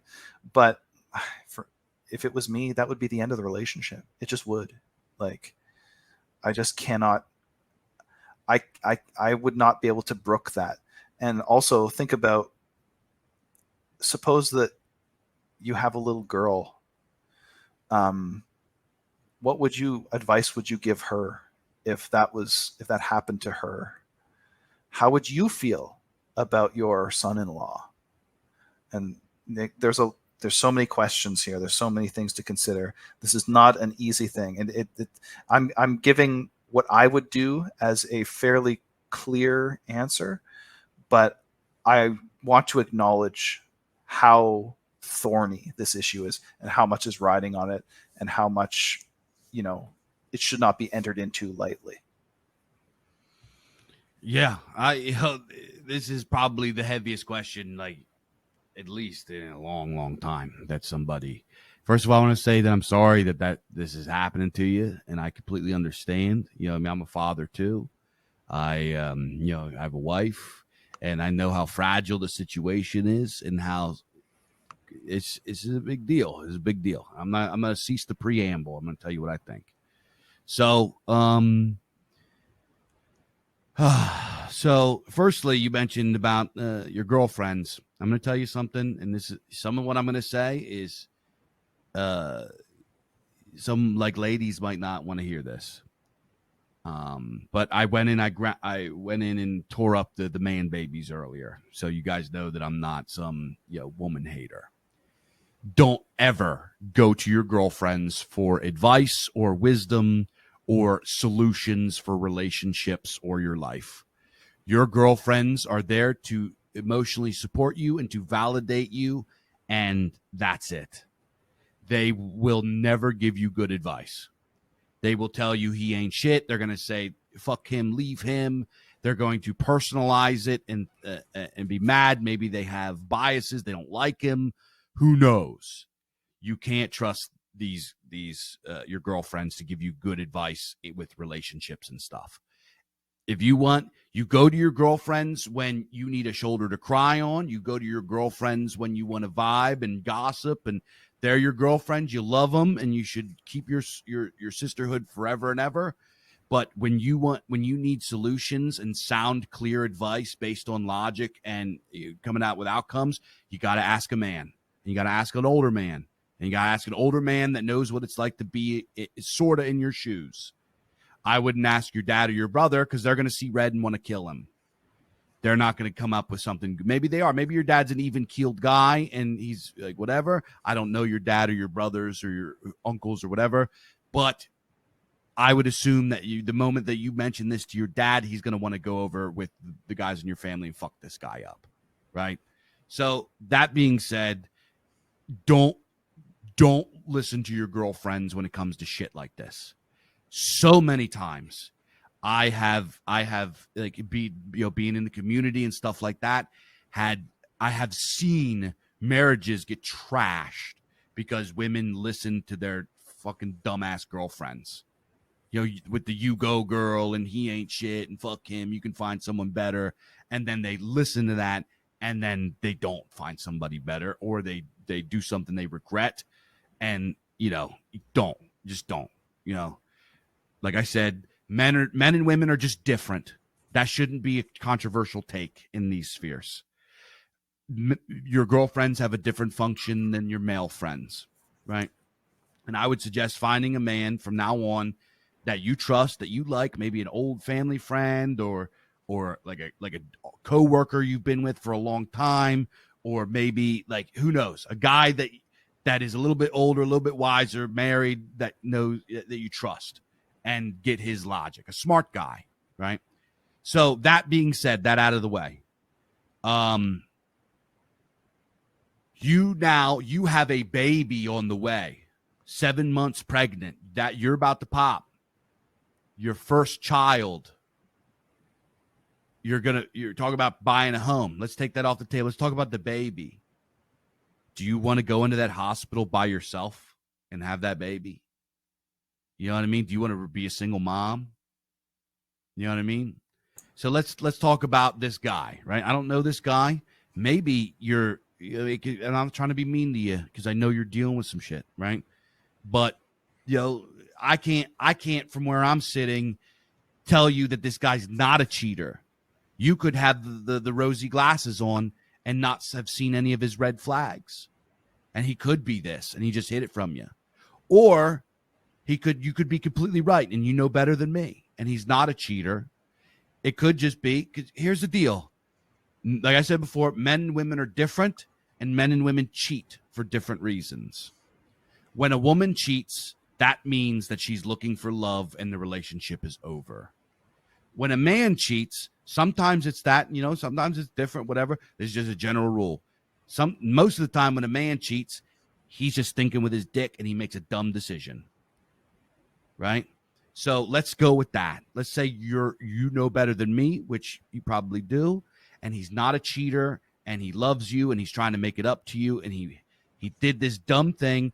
let's say, he's got this baby on the way. Let's say, I'm not trying to. Okay, I'm just gonna be on. I'm just gonna give you my. I'm just gonna say it. It's very possible that in your pregnancy, you're 7 months in, that you guys haven't been intimate for a while, or maybe not up to what you used to be. He's probably stressed out. It's his first kid. Being a dad, and it's not the same as like a woman's experience, but being a father has a layer of anxiety because you don't understand that baby. You don't have the connection with that baby until that baby comes out. Only you, as the mother, have a real connection with that baby because that baby grew inside you. It lives in you. It's part of you. He doesn't have that same connection. He has that connection with the baby through you. So he's probably anxious. His whole life's about to change. He's got to fucking pay for. He's probably has a whole lot of feelings and a whole lot of anxieties, a whole lot of weird shit going on. And he went out and partied with his goofball buddies and got drunk. And there is, he's feeling some kind of way. He's feeling a little bit frustrated. And some pretty young girl fucking got on him and he did something stupid, right? Which, whether you're saying it, he's been trying to make it up to you. He realizes that it's stupid. Maybe, like I said, if this is the scenario. So you have to come. You're at a crossroads here. Can you forgive him? I'll tell you what. By the way that you're writing, it sounds like you sort of already have forgiven him, and you just haven't gotten over the hurt yet. Especially since he hid it from you. But let's be honest. If he told you immediately when he came home, would you be any less hurt? Right? He did something dumb. He panicked. He probably was planning to take it to the grave. So he didn't fucking do it. Right? So he didn't hurt you or whatever. Right? So I know that's not better, but that's what he probably was thinking. This is all my speculation. So this is the crossroad that you're at. You can either have this baby by yourself and kick this guy out and become a single mom and do all of this crap, which is going to suck, not move into this new house that you're looking forward to, and not start your new life, and instead start your life as a mess. Or you could forgive this guy, just accept that he did a dumb thing, and move on. But here's the deal, is that if you do choose to move on, you got to let this go. Because if you don't let it go and you leave it in the past and you accept that he did a dumb young man thing when he was a drunk idiot and you don't throw it in the garbage, that's going to fester and you're going to bring it up in arguments in the future to throw it in his face. And then he's going to resent you because that's going to be a weapon of guilt. The guilt cudgel that women use is the worst. It is the worst, and he will hate it. Because he has no defense against it. You can't throw it in his face. You got to let that in the past. If you want to move forward, you got to let that in the fucking past. And you got to forget about it, right?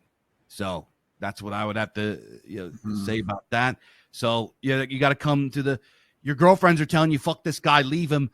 Are your girlfriends going to hold your hand when you're got the epidural and there's doctors around and you're in labor for 8 fucking hours? Are they going to pay your bills? Are they going to pick up are they going to argue with the doctors on your behalf when they come in and try to chop you up with a C-section like a bunch of butchers because they get a bonus? You know what I mean? And I'm not saying what this guy did was good. I already said this was a scumbag, drunk, idiot, fucking retard move that this guy did. And he should like make it up to you. Be like, yo, you owe me something big. You owe me. All right? And then after that's atoned for, we let it go. Because it sounds like this guy is, you believe that this guy's a good guy and he's your guy. And you don't want to leave him. Right? At the end of the day, if he is this good guy, he's going to take care of you. Right? He's not going to do this. Your girlfriends ain't going to be there when the baby's crying and she's up, or he or she or whatever is up all night and you got to work in the next day. They're not going to change the diapers when you're too exhausted to get out of bed. You know what I mean? They're not going to be there for you. Maybe a little bit. They say they will. In reality, they won't. So you have to make this decision. Do you forgive them and move on? Or is it so bad that you're willing to brave it all by yourself? Right? So it's hard. It's a hard decision. It's a hard thing to do, right? But men and women are different. And this is what another thing that I would say is, and this is actually something in my community. I had a young lady reach out to me about a guy that was out doing bonehead shit. Because let's face it, men are dum-dums, and sometimes we're apes, and sometimes we think with our dicks, and we don't think straight, right? Especially because let's face it, sex is different for men than it is for women. For women, it is an expression of affection, of love, of trust, and all of these things. It's this big emotional hoopla. For men, it's not much different than a bodily function most of the time, right? It can be sensual and romantic and shit, but for the most part, sex for a man is like is a bodily function that we just have to get out of our body so we can think straight. That's pretty much what it is. And I know that sounds gross, and it kind of like deflates and makes the act of lovemaking sound less like lovemaking, but we're just being honest here. So what I told this young lady that reached out to me some time ago is that if you want to test this man, if you want to test his loyalty and truly find out if he gives a shit, this other girl had a different situation. This other girl that this guy had a mistress, and he was like seeing her multiple times. And this girl needed to bring this lady needed to bring this guy home. And she didn't want to leave him. She wanted to bring him home. But this is what I told her, and it worked for her. And this is a little crazy. It's a little crazy, but it will test a man's loyalty. So what I told her to do, and this is what you can do if you so choose. Tell him, if you love me and you are loyal to me, what I want you to do to atone is I want to drive over to this girl's house and I want to watch you beat the shit out of her. Not that so let me clarify, we're not actually going to go to that point. What you're fishing for is his reaction. If he looks at, he says, all right, I'll go fuck her up to make this right. Then you know that he didn't care at all about her and he just did a dumb thing.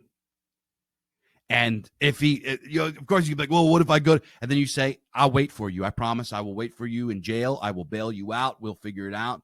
But I need you to do this. And if he flails and flops and like comes up with his excuses, you know that he's not really about it. You know what I mean? That raises an eyebrow. But if there's a part of him that's like, if he's thinking about it or if he contemplates it, he stops and he's like thinking about, how he can go about doing this or whatever, then you know that he's loyal to you. Because here's the deal. A man that cheats with just some rando girl because he just did a dumb thing doesn't care about her at all and would be willing to do, you are the mother of his children, would be willing to do evil shit to prove his love and his loyalty to you, including go like beat some bitch up, right? So if he even considers or even makes gives any sort of signal that he'd be willing to do that, don't do that. Don't take him over there to beat some girl up. He's gonna get arrested. That's a horrible idea. You're just fishing for his reaction to this extreme situation. And if he's willing to do that, that means that you are the only woman that he is loyal to. He doesn't care about that. If you need to test his loyalty. I know it's a little crazy, but it works. It works. This other girl that reached out to, I told her this, and she said what happened was she said this to him, and he's like, oh, what I get arrested? And she goes, I will fucking bail you out of prison. I will wait for you if you go to jail. I need to see you do this to prove this. And he's like, all right. And then she fucking dealt it out that, I don't really want you to do that. I just want to hear you say it. He was probably pretty pissed. But you know what? He shouldn't have been out, doing what he was doing, laying with all these floozies and shit just to get his rocks off. That's scumbag shit. Keep it in your pants, dog. You know what I mean? So I know that sounds a little crazy, and I just gave you a whole lot. And I hope that it addressed some of what you're saying.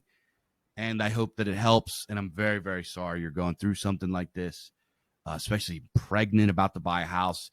It's about the absolute worst time to make a bonehead mistake.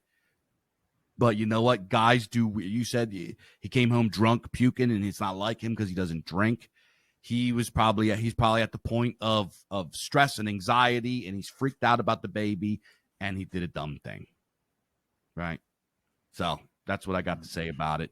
It's up to you. Do you want to? Are you willing to put it in the past and let it go and forget about it and move forward the way you were? Or are you so you'll never be able to forgive him and fuck him, and now you're willing to brave it alone because this guy fucked up so bad? That's a choice you have to make. Yeah, it's not an easy choice at all, because single motherhood is one of the absolute worst things that can happen to a woman. We're given this take from the mainstream that it's like, I mean, it's not that it's nothing, but that it's something that is doable. And, in my experience, that is the end of a woman's, like, freedom and in some ways her life. You know what I mean? Like, it's a atrocious situation to be in, and I would not enter into it with without the greatest of trepidation. The only other thing I would say is that I don't think alcohol is a factor in these things. Guys do dumb shit, but alcohol doesn't make people do things they didn't want to do, basically. So I don't know. It's a hard situation. I just cannot imagine myself being in his shoes doing something like that. I don't know. It's just completely, I just don't understand it. I just do not understand it at all. Especially your wife's 7 months pregnant. Like, fuck. I don't know. I'm getting pissed off just thinking about it. And I don't know this guy. I don't know. But certainly don't break up your family lightly. Definitely. That baby needs a dad. That's Yeah. If you said, I need you to pick for me, what are you going to do?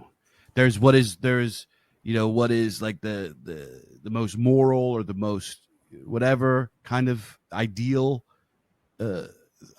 option. And then there's the realistic option, you know what I mean? Which, kind of over a barrel. And, I'm not trying, that's a shitty thing to say, but you know what I mean? Yeah. It's, I have known women who have been in her situation or close to it, maybe not pregnant, but, with a family. The husband cheats, kids are young, and that situation has gone on to be workable, not good, always broken, but workable. So it's possible for that to heal somewhat. It's possible for her to forgive, and 30 years down the line, have that not be a gaping flesh wound anymore. Yeah. Dude, some women, I've known women that like eat those L's all the time. They got a guy that fucking goes out and does all kind of shit, and they like some women are just like, I don't know. It's different. I read a poll a while back. It was they asked men and women, what would you rather have I can't remember exactly what it was. Fuck. Just fell out of my head. It was like, would you rather have a partner that loves you but cheats, or cheats but doesn't love you, or something like that, or doesn't cheat? Yeah. You know what I'm saying? And it was unanimous on, like, men said doesn't cheat and doesn't love me, and women unanimously said cheats but loves me. I just don't think that the cheats and loves is like, that's not a thing. I just don't think that's a thing. At least serially. I mean, maybe it could be like once, and I don't know. Even then, I doubt. But that's just me. But serially, no fucking way. There's no Yeah. love there. Well, There could be a kind of love, but it's I'm not buying that. But yeah. Dude, maybe back maybe I in the just feel day, too strong about this. Maybe I just feel too strong in one direction. But bro, back in the day, guys had like mistresses and shit. You know what I mean? Like it was like a thing. You know what I mean? I don't know. I'm not saying that's a good thing or whatever. I'm not advocating for what this guy does or any guy does. I've never cheated on my wife. I never will. Yeah, I've actually never cheated on a girlfriend. I just don't do that. But I understand. I know how men are. And you said about drinking, dog. I did some dumb shit when I was drinking. And also, just because you in your like fantasies or in your impulses, you want to do something, doesn't mean that like like guys, come on. There's times we're men. We got blood in our veins. We're flesh and blood. You see a beautiful woman walking down that's not your wife, you think things, right?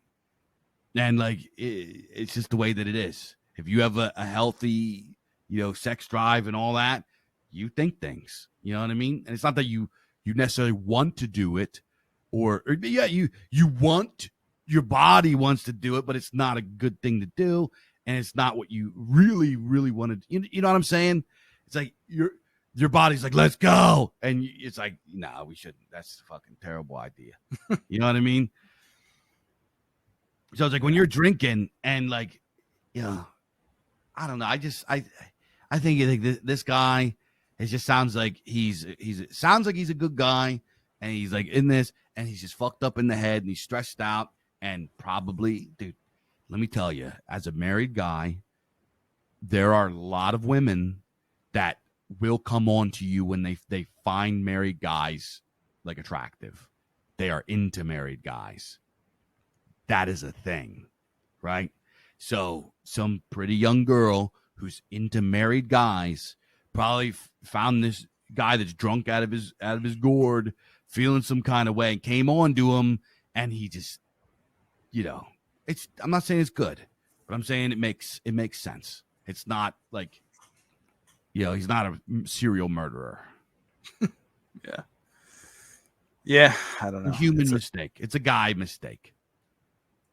It's a tough situation. I'm just in dad mode. I'm just like trying to think of the advice I'd give my daughter. And the advice I give my daughter would be like, give me his fucking address. Yeah, that's what I said. Because I was thinking that too. If my daughter came to say, hey, I'm fucking pregnant, my husband is cheated on me, I was like, he's a corpse. Yeah. He's done. He's done. You know what I mean?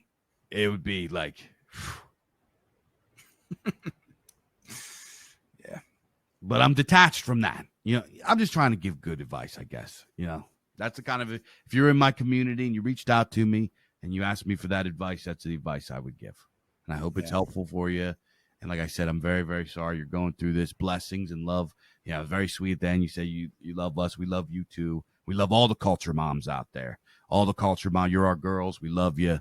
And we got some culture moms that tune into us, and we got our hearts go out to them and stuff like that. So, we love you too. So that's great. I mean, it's really cool that we've got the ladies listening to the Culture Dads, and they're getting the guy's perspective. They're getting the dad's perspective. It's, when you're in the relationship with somebody that it's, the stakes are high, and it's good to just get a kind of outside perspective of like, what are guys actually thinking, and what is the dad sort of dynamic with your kids and with the wife and everything like that. So that's what we're here for. This is what this podcast is all about. Oh yeah. Damn, fucking giving it. Some of these, you got the galaxy brain questions. We had like interpersonal problems. This was intense. 3.5 hours of this. All right. Well, we better close this out unless there's any more.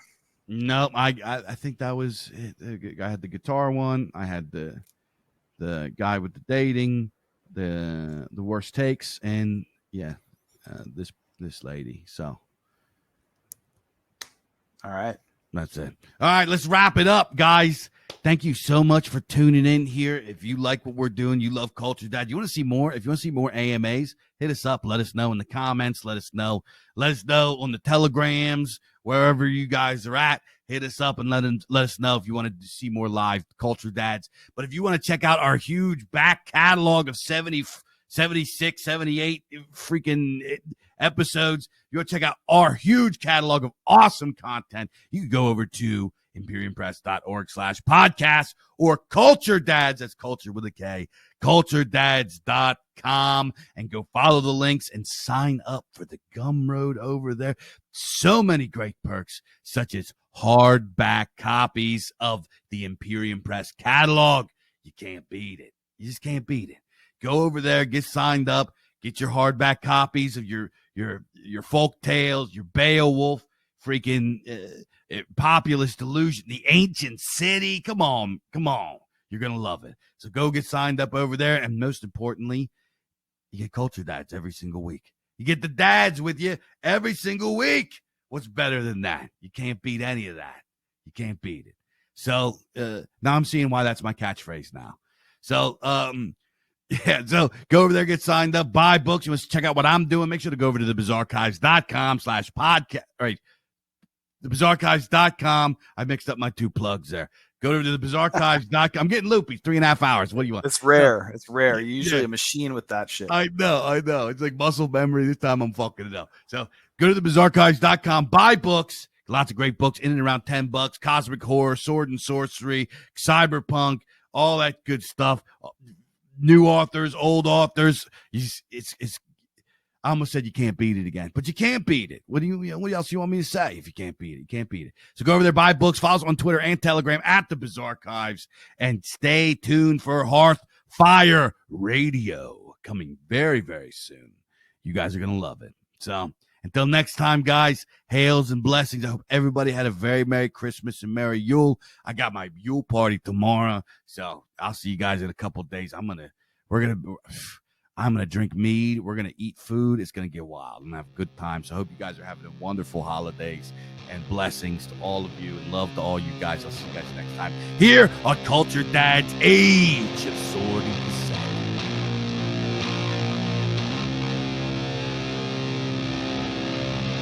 You're listening to an episode of the latest Culture Dads Age of Sword and Cassette, where two fathers and community leaders discuss modern culture from a timeless perspective. Head on over to culturedads.com for podcasts every week.